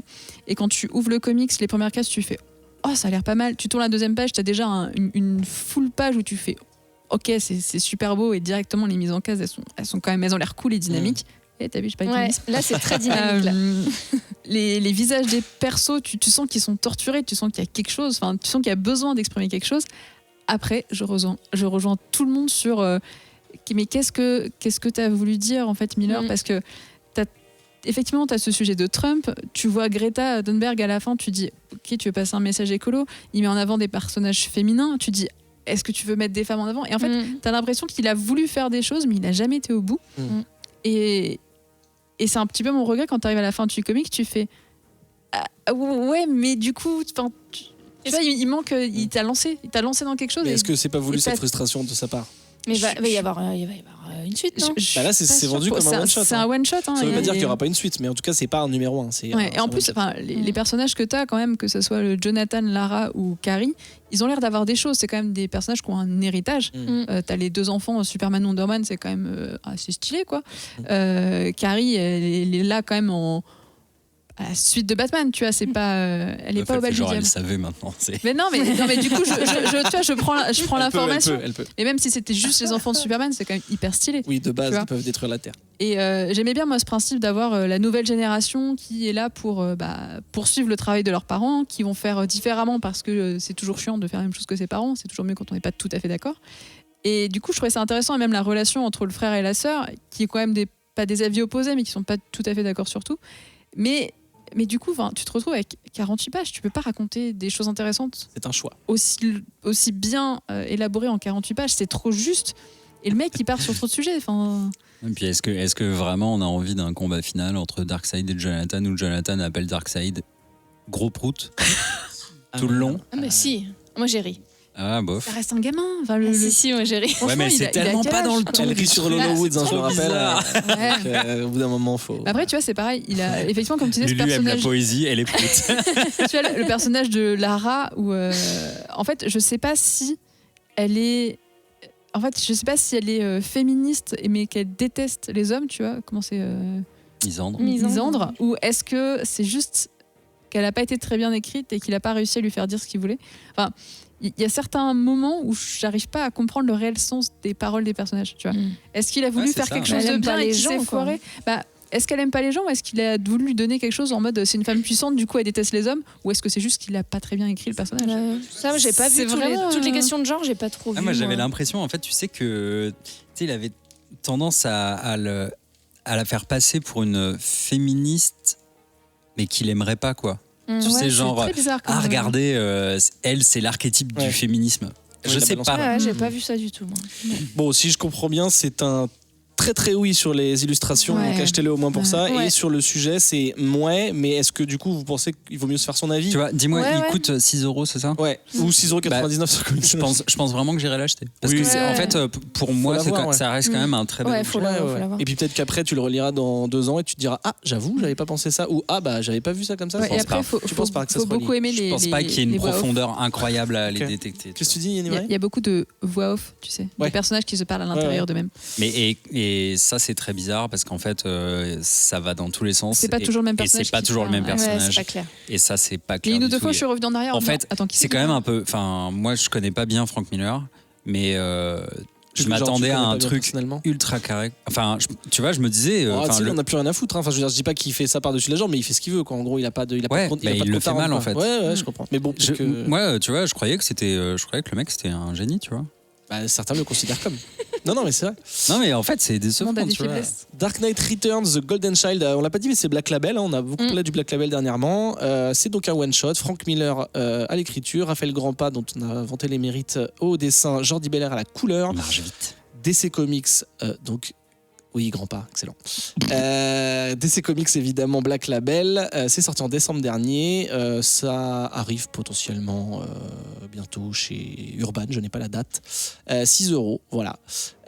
Nous allons passer à un petit point avant le focus. Je ne sais pas si Ketrus a un jingle, un petit point sur... voilà, nous sommes à l'épisode 138, donc... La coutume lancée par Eric veut que peut-être nous parlons de nos belles régions, car elles ont du talent. Pas de jingle région. Bon, non, il n'y a jamais eu de jingle région. On sait pas, peut-être t'as déjà fait Comics Podcast ou pas? Ça. Le 38, c'est... ça n'a pas mangé de cordon bleu, ça. Ça n'a pas les émotions. Amandine du 38. C'est l'Isère. Ah, c'est le ski. Oui, les fameux sports d'Isère, bien sûr. Si vous habitez le magnifique département du 38, que vous êtes par exemple boulanger à Beaucroissant, ou que vous possédez une Batcave à Beaurepaire, que vous êtes gynécologue à Chatte peut-être, ou bien un mafieux à Chichiliane, une boxeuse à Cogney peut-être, on ne sait pas, historienne à Entre-deux-Guerres, fantastique à Four peut-être, plombier à Le Bouchage, magicien à Auze, éducatrice à Sessuel, ou bien gigolo à Suseville. Si vous êtes tout ça ou rien de tout ça, et que possiblement vous achetez vos comics à la librairie Momie ou à Aumerveille ou à Harry Morgan à Grenoble, au Bulle de Vienne à Vienne ou au Librius par exemple, parmi tant d'autres à Voiron, ce sont les petits comic shops de la région, eh bien vous pouvez nous suivre sur les réseaux sociaux, vous ou toute la terre entière, sur Twitter @comicsoutcast, de la news, des vannes. Nous avons aussi le compte de Vaisseau Hyper Sans Sas, @Vaisseau Sans Sas, sans le hyper. Ou bien sur Facebook, sur le Bouya Comics Club. On a une page Facebook, mais c'est plus une petite vitrine. Je vous conseille plutôt d'aller sur le Bouya Comics Club si vous voulez discuter avec les membres de l'équipe et les 700, bientôt 800 membres. 777, et oui, c'est le jackpot. Il y a de la news, des débats, des sondages, des jeux. C'est ici que ça se passe, en gros. Instagram également, qui a l'utilité de montrer un petit peu les coulisses et de nos lectures. Des fois, surtout Hélène d'ailleurs, fait beaucoup de stories sur je suis passé dans mon comic shop, voilà ce que j'ai acheté. Donc n'hésitez pas à nous follow. C'est Comics Outcast tout attaché. Voilà, c'était le petit point régionalo réseaux sociaux. Nous allons pouvoir passer au focus. Là, il y a un générique. Oui, c'est le focus. Merci Ketrus. Mais quel focus Ketrus alors? Non. Très difficile à dire, un peu relou. Du coup, je vais le dire qu'une seule fois. Stumptown. Non, ça va en fait. Ça va. Ouais, mais je sais de pas, quoi tu te plains? Ouais, c'est vrai. J'aime bien me plaindre, je suis français. Qui est un comics sorti en 3 fois, ou en tout cas en 3 itérations. La première date de 2009-2010, il y a eu 4 issues. La deuxième date de 2012-2013, il y a eu 5 issues. Et la dernière date de 2014-2015, il y a eu 7 issues, toujours le même nom, quasiment toujours la même équipe. 10. Non, mais jusqu'au 2017, il y en a eu 10 en tout. La troisième itération. Ma faute. Greg Rucka à l'écriture, qui a la modique somme de 4 Eisner Awards à son actif et d'autres trophées un peu moins prestigieux, mais comme Eisner, on le rappelle, c'est les Oscars du comic books. Est-ce que c'est le frère de Jean Rucka? Évidemment, c'est totalement lui. Qu'Hélène connaît, puisqu'elle a chroniqué Lois Lane du même gars dans le Comics Outcast 128. Et seulement. Je voulais faire un petit bisou à Eva, qui avait chroniqué The Old Guard en juillet 2017, et qui est également de Rucka. Maintenant, j'ai envie de l'appeler un gros bisou à Alex, aussi grande fan de Lazarus. Ah, j'ai pas noté, magnifique. Et je vais te laisser la parole, car les artistes sont divers et variés. Voilà. Exactement. Alors, juste un petit focus sur Greg Rucka. Donc ce jeune homme, il n'est pas tout à fait jeune. Au départ, il a démarré sa carrière comme auteur de romans. Il a écrit entre autres Atticus Kodiak, où il parle d'un garde du corps. Et donc c'est vraiment de la fiction policière avec du suspense.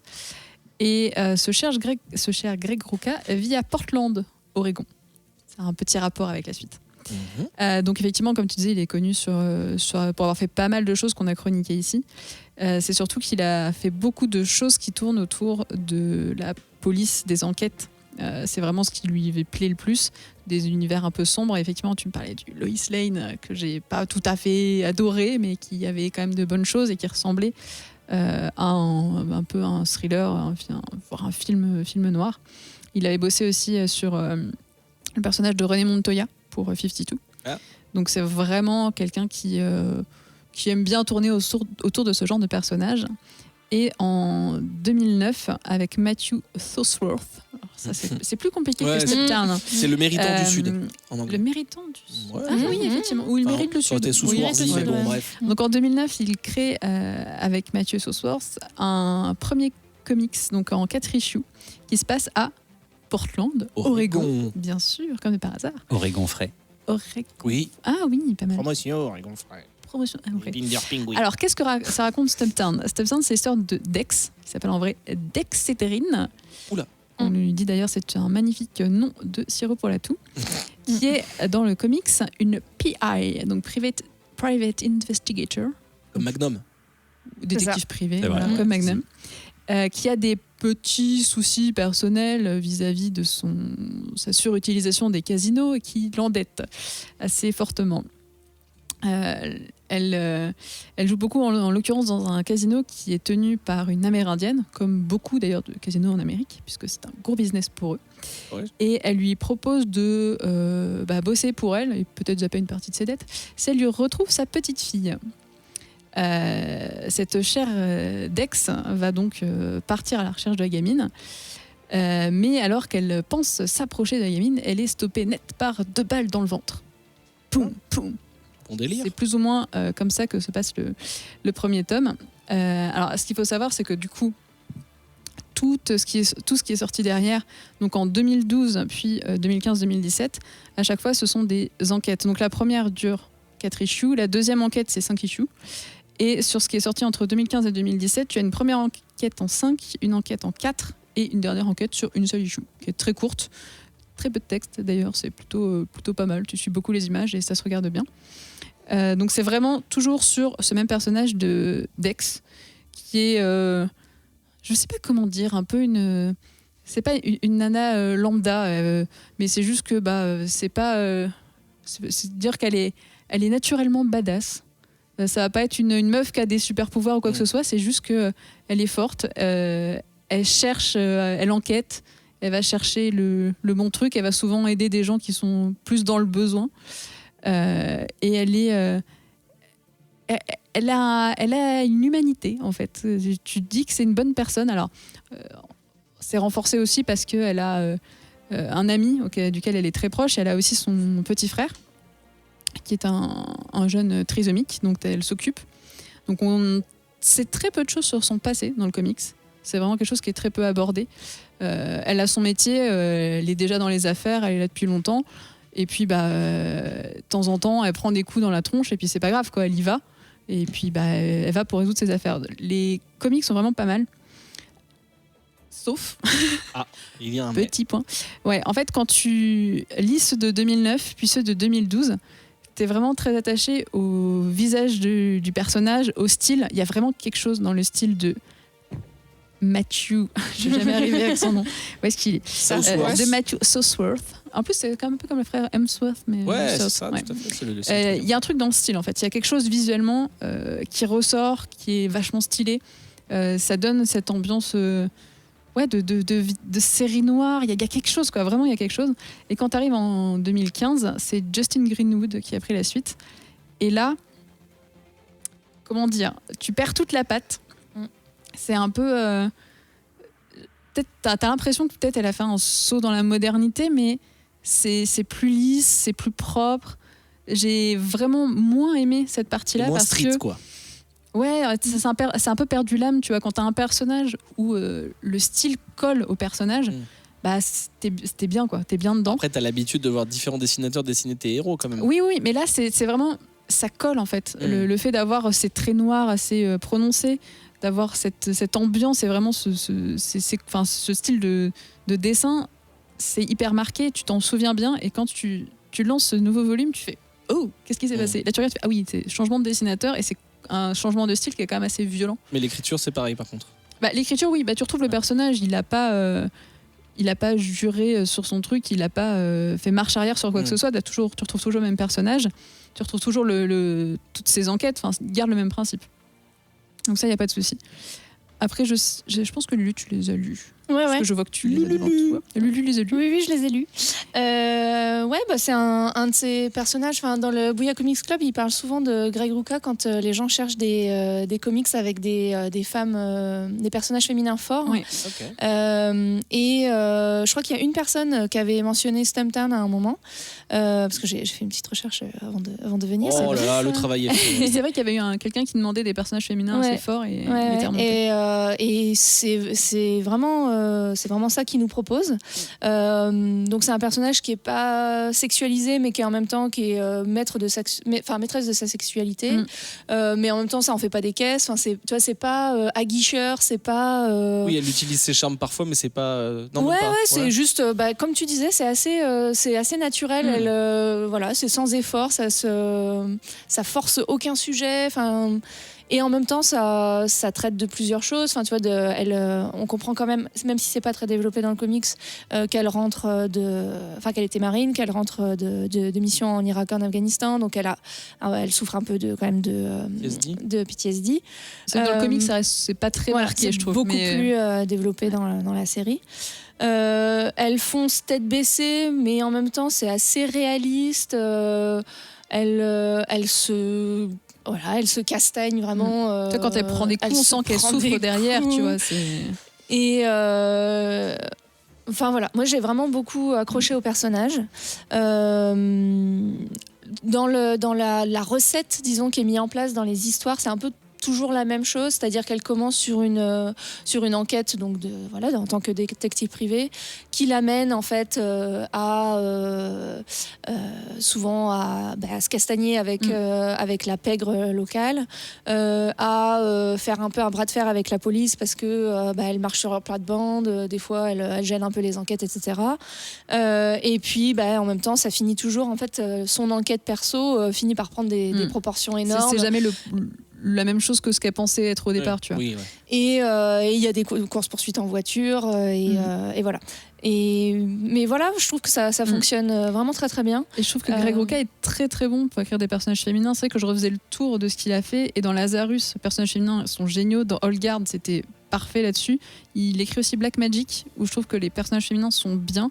Et Lois Lane, c'était quand même vachement bien débrouillé, quoi. Donc, c'est l'archétype de l'héroïne super forte. Il y a Queen and Country aussi que j'ai pas lu, mais du coup j'ai bien. Et c'est pareil, il avait bossé beaucoup sur Wonder Woman, et c'est d'ailleurs à cause de ça qu'il avait quitté DC Comics et qu'il était parti chez Marvel, parce qu'on lui avait refusé une suite, je crois que c'est sur Earth One. Ah, d'accord. Et il avait quitté genre en mode vous me saoulez, je m'en vais. Et il avait fini par revenir, mais je pense que c'est quelqu'un qui est très attaché au personnage féminin, mais qui arrive à faire de belles choses.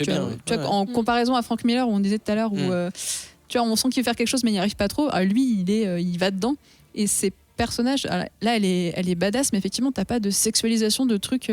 Et surtout que ça aurait pu tomber dans l'écueil parce qu'elle est bisexuelle, et ça aurait pu tomber dans l'écueil de fantasme de femmes qui s'embrassent, alors qu'en fait non, c'est hyper. J'ai l'impression que c'est Jessica Jones sans les pouvoirs, quoi.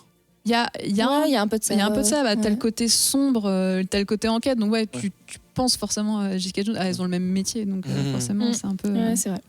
C'est un peu lié. Mais moi je suis très contente d'avoir découvert ça. Ouais, vous avez tout lu du coup, tout ce qui était dispo en tout cas. Ouais. D'accord. Du coup, et là, ça reste un ongoing.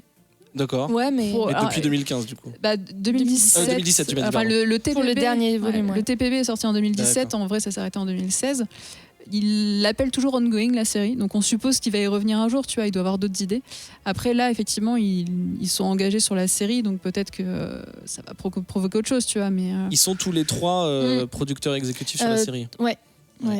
Je l'ai pas dit, c'est chez Oni Press en VO, et alors c'est chez alors Delcourt. Chez Delcourt, mais il y a que le tome 1. exactement. Qui correspond aux 4 premières issues, c'est ça. Enfin, du coup, au premier volume. Le premier volume, c'est ça. Oui, ils ont jamais sorti la suite. Peut-être que ça n'a pas marché, mais c'est assez bizarre. Peut-être qu'avec la série, ils vont. Ouais. Si la série débarque jusqu'en France, parce que justement, on va en parler, mais peut-être que ça relancera en tout cas l'édition. Et je trouve ça dommage parce qu'en fait, le comics, il est vraiment quali et je pense que ça se vendrait bien ce genre de personnage féminin en plus qui est. Carrément, qui est pas un cliché, quoi. Qui a été lancé en 2009. Bah voilà, et c'est hyper. Bon, c'était il y a que 10 ans, mais je pense maintenant il y a d'autant plus un public maintenant pour ce genre de perso. Ouais, bien sûr. Et simplement pour expliquer, Stumptown, c'est le surnom de la ville de Portland. On peut le traduire comment du coup ? La ville des souches, parce que en fait, j'ai lu. Souche d'un arbre. Souche d'arbre, ouais. Parce que au moment de la fondation de Portland, il y avait, c'était une région, forestière, et donc ils ont coupé plein d'arbres, mais c'est très difficile de se débarrasser des souches d'arbres, donc ils avaient laissé les souches, et donc en tout cas au début de la ville, il y avait en fait des souches partout dans la ville, d'où mais là, le nom avec de le coronavirus, il y a peut-être encore des souches du coup, des cellules. J'avais Alain Souchon aussi, mais c'était moins bien. Donc c'est oui. C'est c'est un gros oui. On va parler de la série juste après qui est lié, mais du coup c'est oui. Justement, à toutes les personnes qui recherchent des comics avec des personnages féminins forts, là, allez-y. C'est vraiment très très bien. Super. Génial. Eh bien d'accord, c'est un oui, je le redis. Donc Stumptown, il y a 3 tomes, on va dire ça, ou 3 volumes de sortie. On a annoncé les dates, mais en VF, il n'y en a qu'un. Oui. Il y en a 4. Ah mais je me suis encore trompé. C'est parce qu'en fait la dernière, c'était 10 issues, donc ils en ont fait 2 volumes. Ok. Donc ça fait 4 volumes. Ça fait 4 volumes en tout. D'accord, très bien. Alors merci avant qu'on passe peut-être au hors les bulles, j'avais une question. À qui on les recommande ? Ouais, je me disais, est-ce que vous pensez qu'on le recommande à JP Perron ? Ouais. Et Garco, il aimerait bien ou pas ? Oui. Je pense que ça lui plairait. Est-ce que c'est le genre de John Couscous ? Il y a peut-être un peu trop de texte dans les bulles pour lui. Oh, c'est pas sympa. Ça, c'est rapport à son niveau de lecture. Exigence littéraire. J'ai le droit. Et Guillaume Rocher ? Oui. Si. Justement, je crois que Guillaume, il a participé dans le BCC parce qu'il à la conversation des femmes fortes. Enfin, femme forte, à caractère fort, parce que femme forte, ça peut être physique aussi. Genre Face, par exemple, c'est une femme forte physiquement, mais bien aussi sûr. Psychologiquement, et elle a des pouvoirs. Donc c'est triple force. Triple force. Tu t'aurais pas parlé de Patreon par hasard, des patriotes ? Si, c'était une façon assez subtile de parler des patronautes. Bien sûr. Nous sommes actuellement dans le vaisseau Hypersensas. Physiquement, c'est le nom de notre label, mais c'est également le nom du studio dans lequel on enregistre actuellement, sur lequel Ketrus appuie des petits boutons. Avec tout le matériel et le confort. On commence un petit peu à décorer pour faire genre on est dans un comic shop. Et ça, c'est complètement grâce aux patronautes, aux auditeurs et auditrices qui participent au Patreon de VHS, qui comporte Comics Outcast, mais également Whisperos, Le Défaussé et Bungalow 183. Mais c'est quoi un Patreon, me direz-vous ? C'est quoi un Patreon ? Magnifique. Eh bien, c'est quoi un Patreon ? Voilà, merci Adrien. Pour les gens qui ne connaissent pas du tout et à qui ça ne dit rien, c'est une plateforme participative qui permet à qui le veut de nous soutenir financièrement à raison de 1, 3, 5 ou même $10 par mois. Si je ne m'abuse, Hélène, ça va passer en euros bientôt. Je ne sais pas quelles sont les conséquences financières, mais ça sera pour l'instant, c'est en dollars. Peut-être que cet été, ça passera en euros. Donc, vous avez le choix, si vous voulez nous soutenir, de donner 1, 3, 5 ou 10 euros par mois. Ce qui nous permet, comme je l'ai dit, de payer par exemple l'occupation de ce studio d'enregistrement dans lequel il y a du matériel que l'on a besoin parfois de renouveler ou en tout cas de s'équiper sur d'autres choses comme des câbles. Dernièrement, Adrien a acheté des câbles ou des bras, des pieds, voilà, ou je ne sais pas quoi d'autre. De micros. Des têtes, des torses. Parce que sinon, on est plutôt équipé. On est bien monté. D'avoir des petites charges à payer comme l'hébergement de nos sites ou les noms de domaine, ce genre de petites choses. Faire des émissions ailleurs que dans ce magnifique studio. Faire des events aussi organisés comme dernièrement les Bouilladors. En général, on arrive à trouver un bar qui nous accueille gracieusement, mais ça permet aussi de payer tout ce qui est déplacement, etc. Des petits frais. Des petits frais. La boisson, Ketrus a dit la boisson, c'est très important. On va faire un palier juste pour Ketrus. En tant que trésorière, je pense que c'est le dernier palier. Mais également, un truc qui nous tient vraiment à cœur et on essaye de le faire de plus en plus, c'est avoir des auteurs et des artistes du monde du comics. Et des fois, quand ils ne sont pas à proximité, si possible, on peut les faire venir en disant hey, on peut te payer ton billet de train, ça serait vraiment super.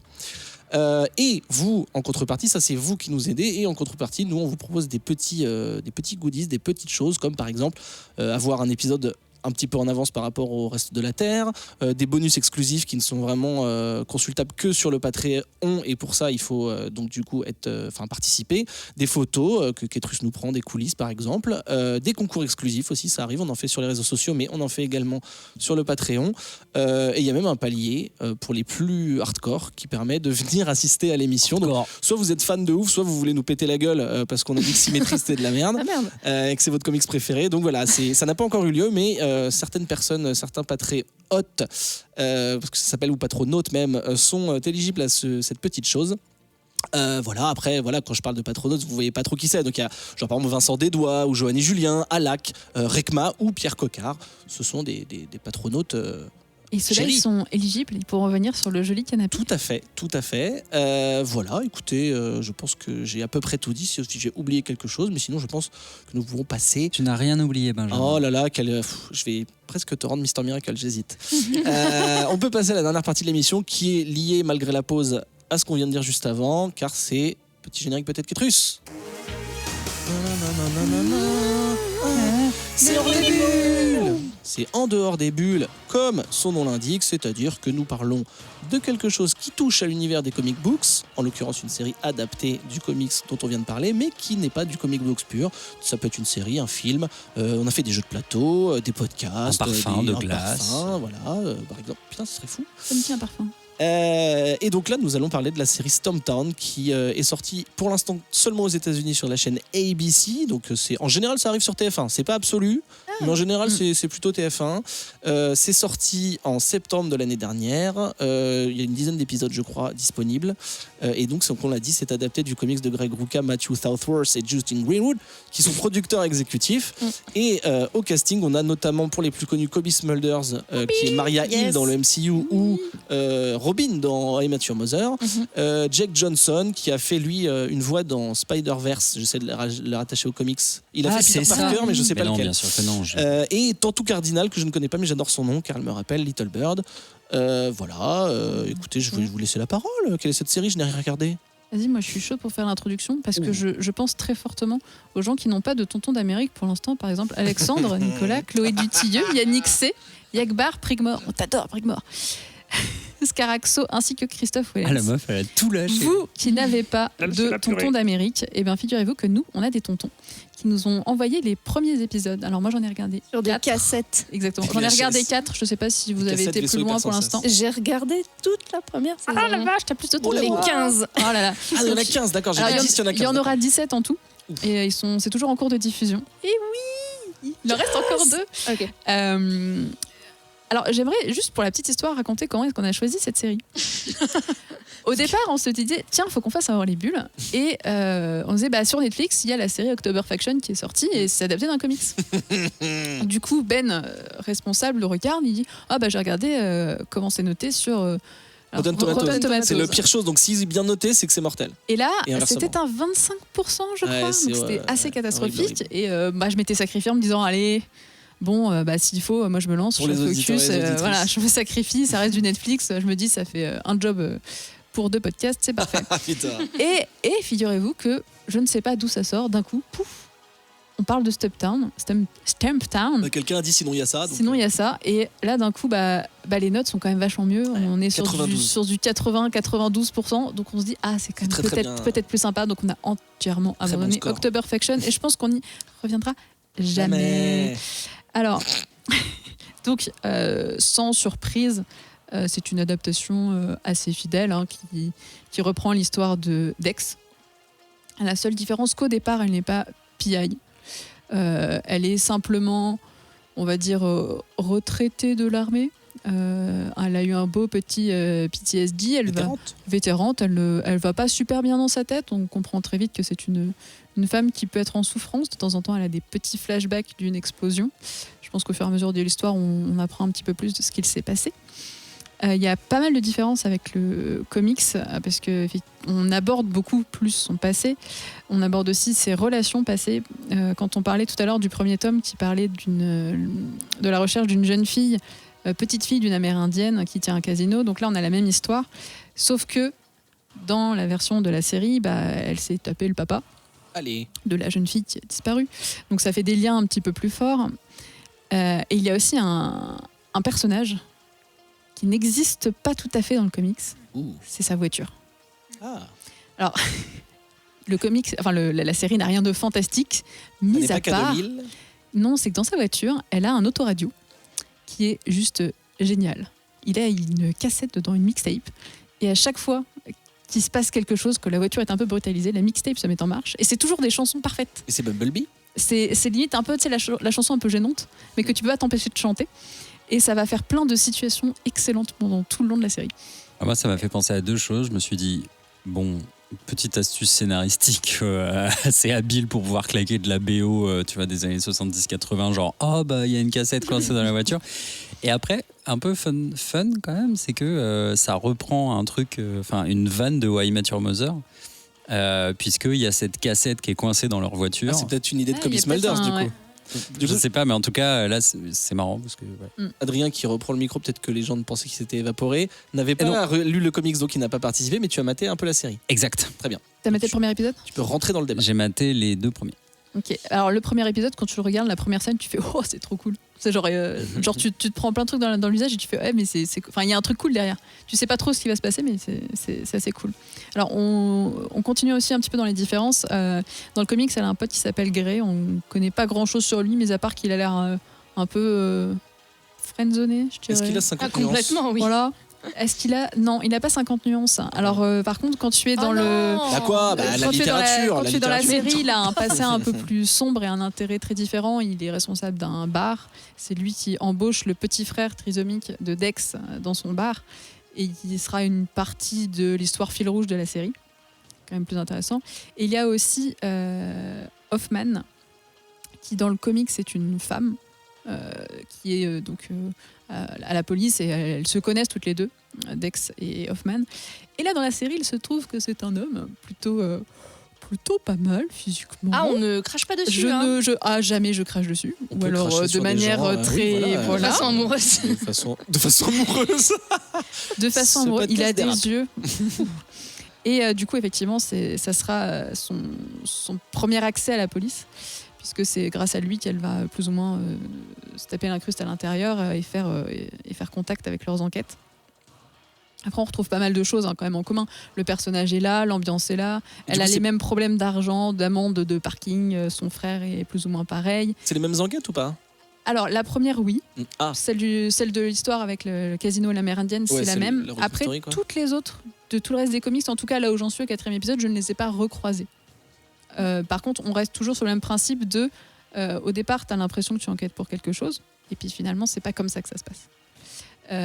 Et au fur et à mesure de la série, elle va essayer d'obtenir son titre de PI pour vraiment atteindre en fait ce qu'elle est dans le comics, où elle a vraiment un métier reconnu, où elle n'est pas juste vétérante dépressive, quoi.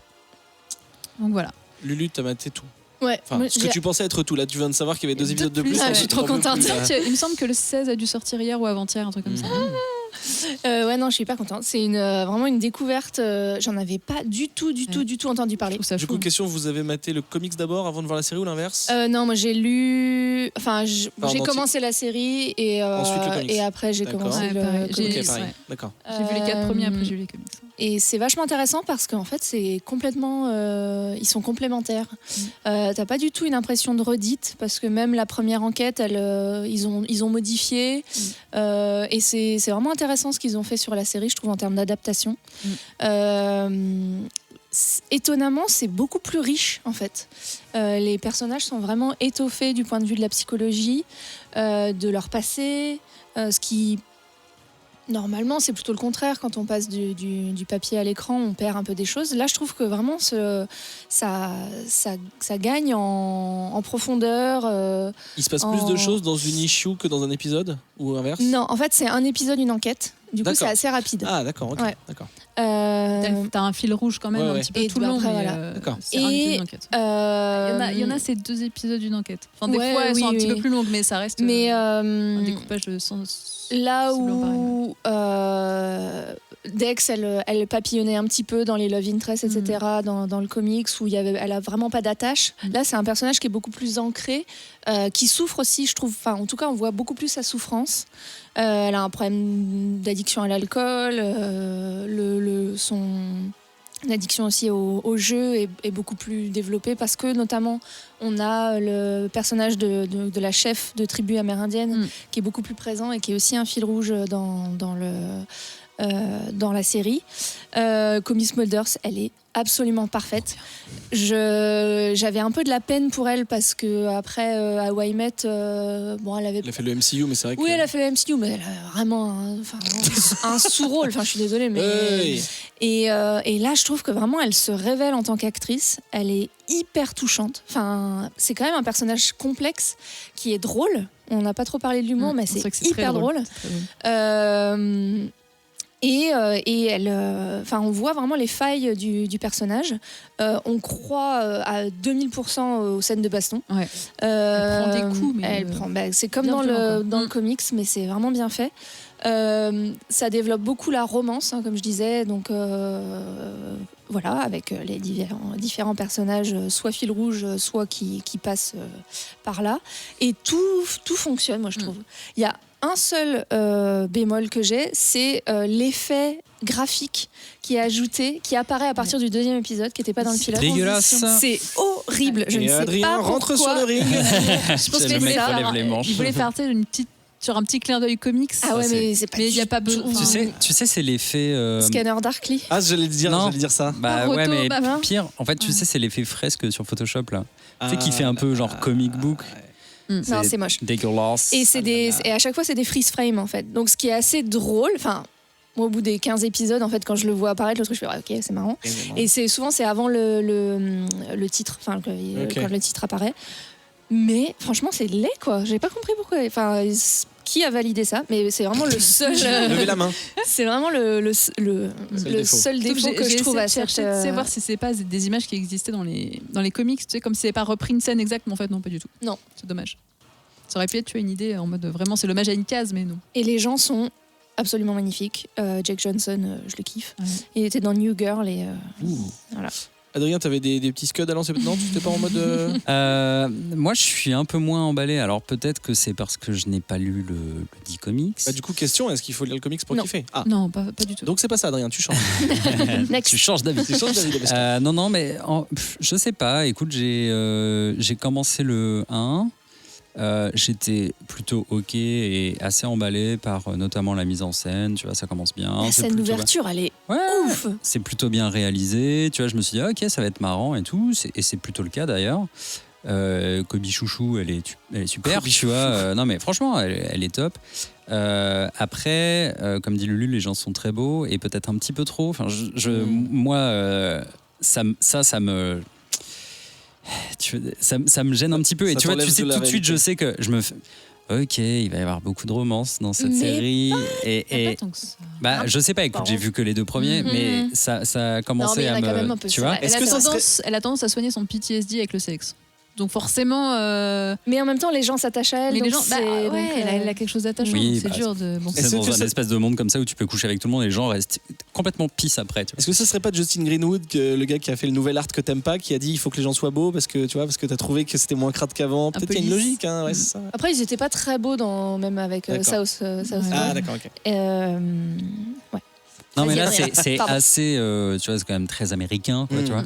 C'est comme CW, c'est une. Et moi j'ai quand même beaucoup de mal à outrepasser ce nouveau trope, tu vois, de il est flic, elle n'est pas flic. Elle va l'aider dans ses enquêtes. Oui, c'est le truc de genre mentaliste, mais oui. C'est exactement ça. C'est genre, la police a besoin de quelqu'un qui n'est pas policier, puisque genre dans un monde normal, bien sûr, on peut embaucher des gens comme ça très facilement qui n'ont pas le. Tu sais pas, t'en sais rien. Elle va avoir son diplôme, elle va être PI, et après elle aura le droit. Non, mais tu sais, enfin, je veux dire, et c'est pour ça tout à l'heure tu disais genre, je crois que ça arrive souvent sur TF1, ces genres de les trucs de ce network. Mais en fait, c'est exactement une série TF1, quoi. Tu sais. C'est pas un compliment, ça. Hein, ouais. Bah non, c'est. Tout doux, Adrien. Voilà, je suis brocanteur et j'ai des pouvoirs spéciaux qui vont pouvoir aider la police. Louis la brocante. Louis la brocante avec aujourd'hui avec Navarro, moi je suis chaud. Non mais regardez, en fait, c'est très télé. En fait, tu vois, c'est. Ouais, mais c'est Kali, quoi. Alors c'est peut-être Kali, mais c'est très télé. Enfin, Kali le chanteur. Je vois vraiment les coutures. Tu vois, je vois trop les coutures, je trouve, du truc. Bon, déjà, en fait, j'étais assez étonné de voir qu'on était un peu en mode l'enquête de la semaine. Oh, ça arrive encore, ça existe encore, ce qu'on appelle le Freak of the Week, ça existe encore. Ça existe encore, mais enfin, après, je n'ai que le recul de 2, tu vois, donc c'est un peu difficile à dire. Mais bon, bref. Après, c'est clair, c'est sympa, tu vois. C'est vraiment ça, quoi. C'est-à-dire que je pense que je vais continuer parce que ça le fait. Après, à ce stade, tu vois, je serais, à part cet effet graphique dégueulasse, je serais bien foutu de dire que ça vient d'un comics, parce qu'en fait, ça n'a quelque part ni l'audace d'un comics, ni quoi que ce soit. Mais du coup, est-ce que si t'avais maté ces 2 épisodes de série sans savoir que c'était comics, et on te dit c'est un comics, t'as envie de lire ou pas? Je pense pas.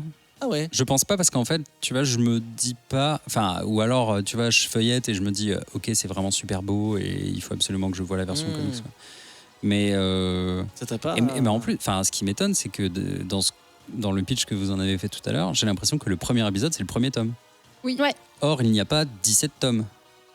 Ah non, mais en fait, il n'y a que le premier épisode qui est adapté des comics, le reste. Okay. Et encore, c'est une enquête. Mais ils ont vachement développé l'univers, en fait. Et encore, il y a pas mal de choses qui changent en fait dans l'histoire. Après, moi, ça me rassure. J'ai rien vu ni lu de tout ça, mais ça me rassure de savoir que la team du comics est en prod. Ça. Alors, on sait pas qui fait quoi. Ouais. Non, mais bien sûr. Mais c'est quand même un peu rassurant. Est-ce qu'il faut vraiment encore que je réexplique ce que c'est qu'un producteur? Vas-y, go. Non, mais je sais pas. Il reste engagé dans le projet, tu vois. C'est une fausse rassurance, une fausse réassurance. Enfin bref. Et puis, c'est surtout que tu vois, la série au départ, ils avaient donc pris le pilote, c'était il y a 1 an. Ils avaient au départ pris 13 épisodes. Et finalement, ils ont prolongé à 17, tu vois. Donc, c'est que la série, elle doit bien marcher, c'est que ça doit plaire aussi. Donc, là, j'ai vu que les gens se demandent un peu s'il va y avoir une deuxième saison. Et ils disent, on sait pas, mais il faut attendre de voir les résultats de la saison 2. De la deuxième partie de la saison, pardon. Ouais, ils n'ont pas fini de diffuser la saison, donc ça sera surprise. Mais je pense que, tu vois, par rapport à ce qu'on peut avoir actuellement en séries qui sont rarement originales, là, pour une fois, j'accroche bien, alors que c'est un truc policier, où habituellement, les enquêtes policières, je m'en fous un peu.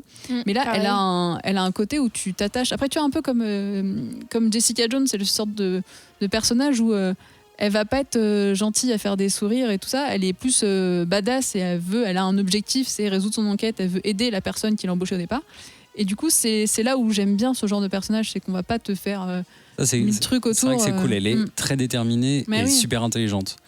Enfin, en tout cas, au tout début de l'épisode 1, tu te dis, ok, elle a presque un pouvoir tellement elle est bonne dans ses enquêtes et tout ça. Après, je sais pas si c'est autant exploité par la suite.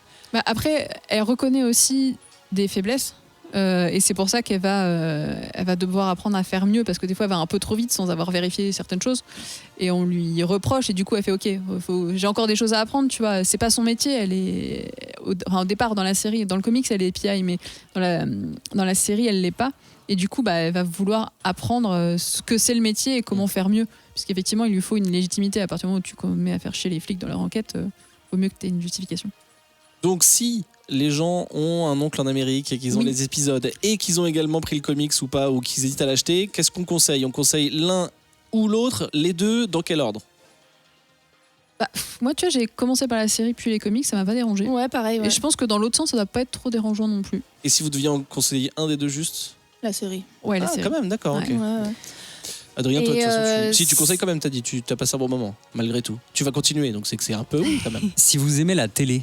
Oh, mais non, mais je sais pas pourquoi t'as. En fait, tu le dis de façon péjorative. C'est pas du TF1, ça. C'est pas du TF1. Il cherche le bordel. Mais moi, je recommande vraiment très chaudement la série et le comics à Matt Satonaka en particulier, à Perchak. Je pense que Lionel et Fanny, je sais que ça va te plaire. On le sait. Et puis Frédéric Lieto, franchement, je mets ma main au feu que ça va te plaire aussi. Et Pras, je te connais pas, mais je sais que t'aimeras. Ça lui plaît, il aime bien les filles badass. Ah, voilà.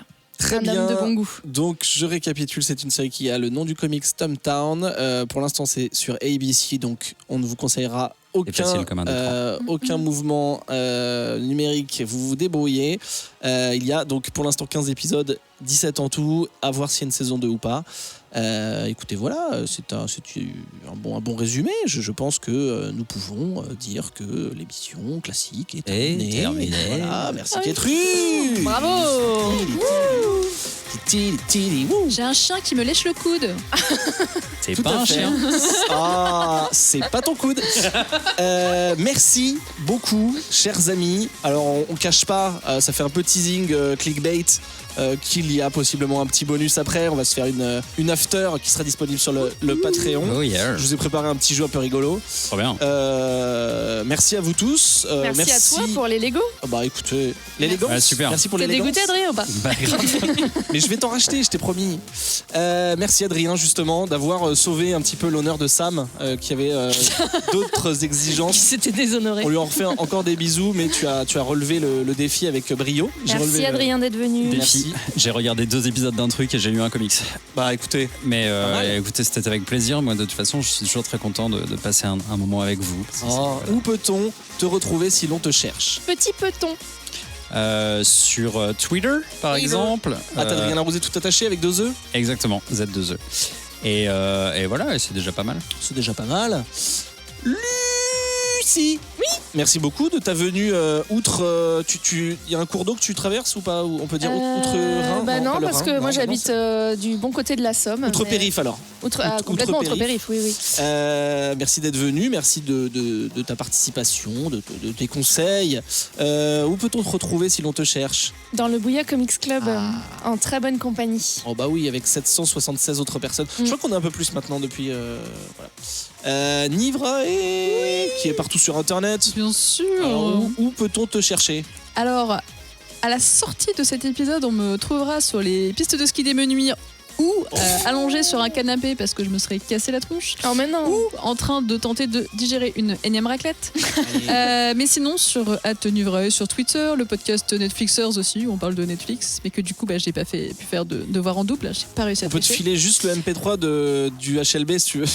Oui, mais du coup, Enlève les autres, il y a que ta voix. Du coup, c'est pas Netflix, c'est nul, tu vois. Ah oui, pardon, c'est C'était vrai, sur c'était October Faction, ouais. October Faction, j'ai Et confondu. du coup, sur le Discord de Netflixers. Voilà. Ah. Et ouais. Voilà, bah écoutez, question pavée dans la mare. Chers auditeurs et auditrices, est-ce qu'un Discord Comics Outcast vous plairait ou pas? Est-ce que vous savez ce que c'est? Est-ce que ça vous intéresse? On écoute vos conseils par DM, il serait par mieux que voilà. sur basis. Facebook, ou alors est-ce que c'est complètement autre chose? Voilà, ou est-ce que ça vous tente? Est-ce que vous pensez que c'est inutile? Dites-nous, n'hésitez pas par tous les moyens, DM sur tous les réseaux sociaux, ou bien sur lancer un topic sur le Bouya Comics Club. Voilà. Moi, j'aimerais écoutez, savoir si ça intéresse Damien Dezeille et ou Paul Gara. Je pense que Renaud Gomez est assez chaud et que Jojo Nathan s'en fout. En fait, on est parti de les patronautes, il faut dire leur nom. Ah, on leur invente des sentiments et on crée des histoires On leur avec eux. raconte une petite On peut faire des fictions, des fanfictions avec eux. Ah, Ouais. Ketrus, merci beaucoup. N'a pas de micro actuellement, mais tu peux hurler. Merci d'avoir appuyé sur tous ces petits boutons avec élégance et doigté. Si l'on te cherche, où peut-on t'investiguer? Toujours sur Whisperos. Le dernier épisode tout à est fait. sorti. Voilà. Sur Cersei. Sur Cersei. J'allais Le dire la meilleur pute, perso. mais ça se fait pas. Le meilleur perso. Ah. Si. Ouais. Bah, Chacun- écoutez, écoute, tu verras. En fait, moi, je trouve qu'on aime la détester et ça fait que c'est bien écrite. Le Voilà. meilleur perso, c'est tout. Et le prochain perso, c'est vraiment Jon Snow ou pas? Bah, ça. Bon, vous pouvez pas faire un épisode genre bienvenue dans Whisperos, un épisode de Jon Snow, il ne sait rien, bonne soirée et vous cassez. Non, on peut pas, parce qu'on a un serment, il faut qu'on fasse 1h30 d'émission, ce qu'on fait à chaque fois. C'est votre oath de la garde de nuit. Exactement. Ah, très c'est bien. ça. Et sur Twitter, je crois, K3TRUS, c'est ça, un truc comme Ouais, ça. alors je poste pas beaucoup sur Twitter. Mais Si on veut te faire un bisou, vous on peut. pouvez me faire un bisou, vous me faites Bien un DM, je mettrai 2 semaines Et à sur le répondre, brouillard, et des tout fois, tu ira. dis des petits trucs. Exactement, j'essaie de relayer des informations. Voilà, magnifique. Et voilà. Écoutez, on vous fait des bisous, on embrasse les gens de la team qui ne sont pas là, ils seront là plus tard, on verra quand, et nous on vous retrouve tous à peu près sur les réseaux. Voilà, écoutez, je sais pas si des gens nous écoutent encore, mais on peut dire des conneries. Qui a une connerie tiens alors qui est... Qui a une connerie? C'est dur de. J'aime beaucoup hoster, mais j'ai trop envie des fois de donner mon avis, mais je trouve que je ne suis pas. Il n'est pas pertinent à ce moment-là, puisque je suis là pour hoster. Surtout, il aurait fallu que tu aies lu des trucs. C'est ça. Non, mais tu vois, j'aurais pu dire qu'est-ce que je lis en ce moment, par exemple. Ah oui. Bah dis-le alors. Non, en fait, je voulais juste. J'ai absolument pas besoin de faire la pub parce que je pense que ça sera un blockbuster comme l'a été Mister Miracle, alors que c'est censé être un truc un peu indé. Il y a Strange Adventures. Ah oui, j'ai de pas la eu le temps de le team- lire aujourd'hui. De la team de Mister Miracle, à savoir Tom King et Mitch Gerads, rejoint par un qui s'appelle Doc Shaner. Ouais. Et en fait, en gros, ils reprennent un héros classique. Alors, je sais pas si c'est classique chez DC, mais en tout cas, c'est un classique du comics.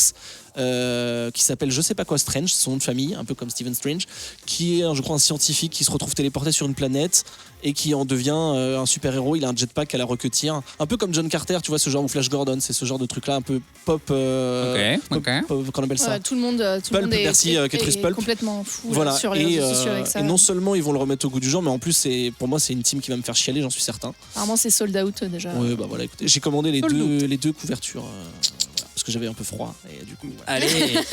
Tu as tiré les 2 couvertures à toi. Tout à fait. Si vous avez d'autres recours, on peut. Hein, plus personne n'est là, donc. Mais si, bien sûr qu'il y a des gens. Bien sûr que oui. Non, mais je vais vous faire un petit jeu. Je retise un petit peu le. Et j'ai vu que tu avais fait une sorte de début de fan art de Skeleton Boy. Ah, il y a des trucs qui se préparent, les amis, mais je sais pas si je peux vous en parler. Alors, Skeleton Boy, alors j'ai lu. Ouais. Je suis désolé, mais je vais sûrement le chroniquer dans la 139. Mais tu peux venir passer une tête. Je l'ai dit, mais après on s'est dit, est-ce qu'Adrien a le monopole du Lémire Non. Bah, au contraire, en fait, j'ai trouvé il vaut mieux que ce soit pas moi. J'ai trouvé que c'était très brillant et qu'il y avait évidemment la patte nostalgique. Enfin, c'est pas nostalgique, c'est pas le mot. La patte un peu désuète du Black Hammerverse, c'est magnifique. Et je trouve que, il y a rien à acheter quoi. C'est en 3 issues. Non, j'ai lu les 4, non 3 parce que les 4 n'étaient pas sortis. Et du coup, je me suis dit, j'ai envie de faire un fanart parce que j'aime bien le. Je me faisais la réflexion il y a pas longtemps où je trouve que de nos jours, c'est difficile, juste dans le monde des comics, mais ça s'étend au manga et autres, et même au cinéma, de créer un design où dès que tu vas avoir un fanart de quelqu'un, tu vas dire ah ouais bah ouais c'est ce personnage là. Je trouve que c'est difficile, il faut créer des nouveaux codes avec les milliards de persos qui existent déjà. Et je trouve que là, alors c'est Tonsi Yonzik, je sais plus comment on dit son nom, qui a créé donc la gueule du personnage de Skull Digger et Skeleton Boy, qui est évidemment inspiré de Batman et Robin et de Ghost Rider et tout ce que tu veux. Et je trouve que c'est ouf, enfin c'est taré. Et du coup je me suis dit je vais faire un petit fanart pour le name dropper et qui me dit c'est trop bien. J'ai une chance sur 1 milliard mais on sait jamais. Allez, on y croit. Voilà, donc je suis en train de le faire mais j'ai d'autres trucs, peut-être je vous dirai en antenne, j'ai d'autres petits trucs plus urgents. Mais voilà, du coup je me dis fanart c'est cool. Voilà. Ok, j'ai hâte de lire ça. C'est vraiment super, c'est vraiment super. Tu nous fais la petite activité ? Oui. Eh bien écoutez chers auditeurs régulars en anglais, bonne soirée, à dans 2 semaines où on aura une super belle émission encore. J'ai plus le programme en tête, Super bien mais présenté. il y a des super trucs. Je pense qu'on va parler d'Harley Quinn, le dessin animé en HLB, c'est tout ce dont je me souviens. Ah cool. Voilà, parce qu'il paraît que c'est super. Ah oui, c'est vrai. Ouais, La il y a série, des très tout le bons monde dit que c'est échos, super. Ketrus dit coucou, ça veut dire on arrête ? Maintenant, Ok. il sera là. Ah, il dit coucou, ok, très bien. Bisous les auditeurs Gros et les bisous. auditrices. À bientôt sur les Bisous. réseaux. Bye bye. À bientôt. Salut.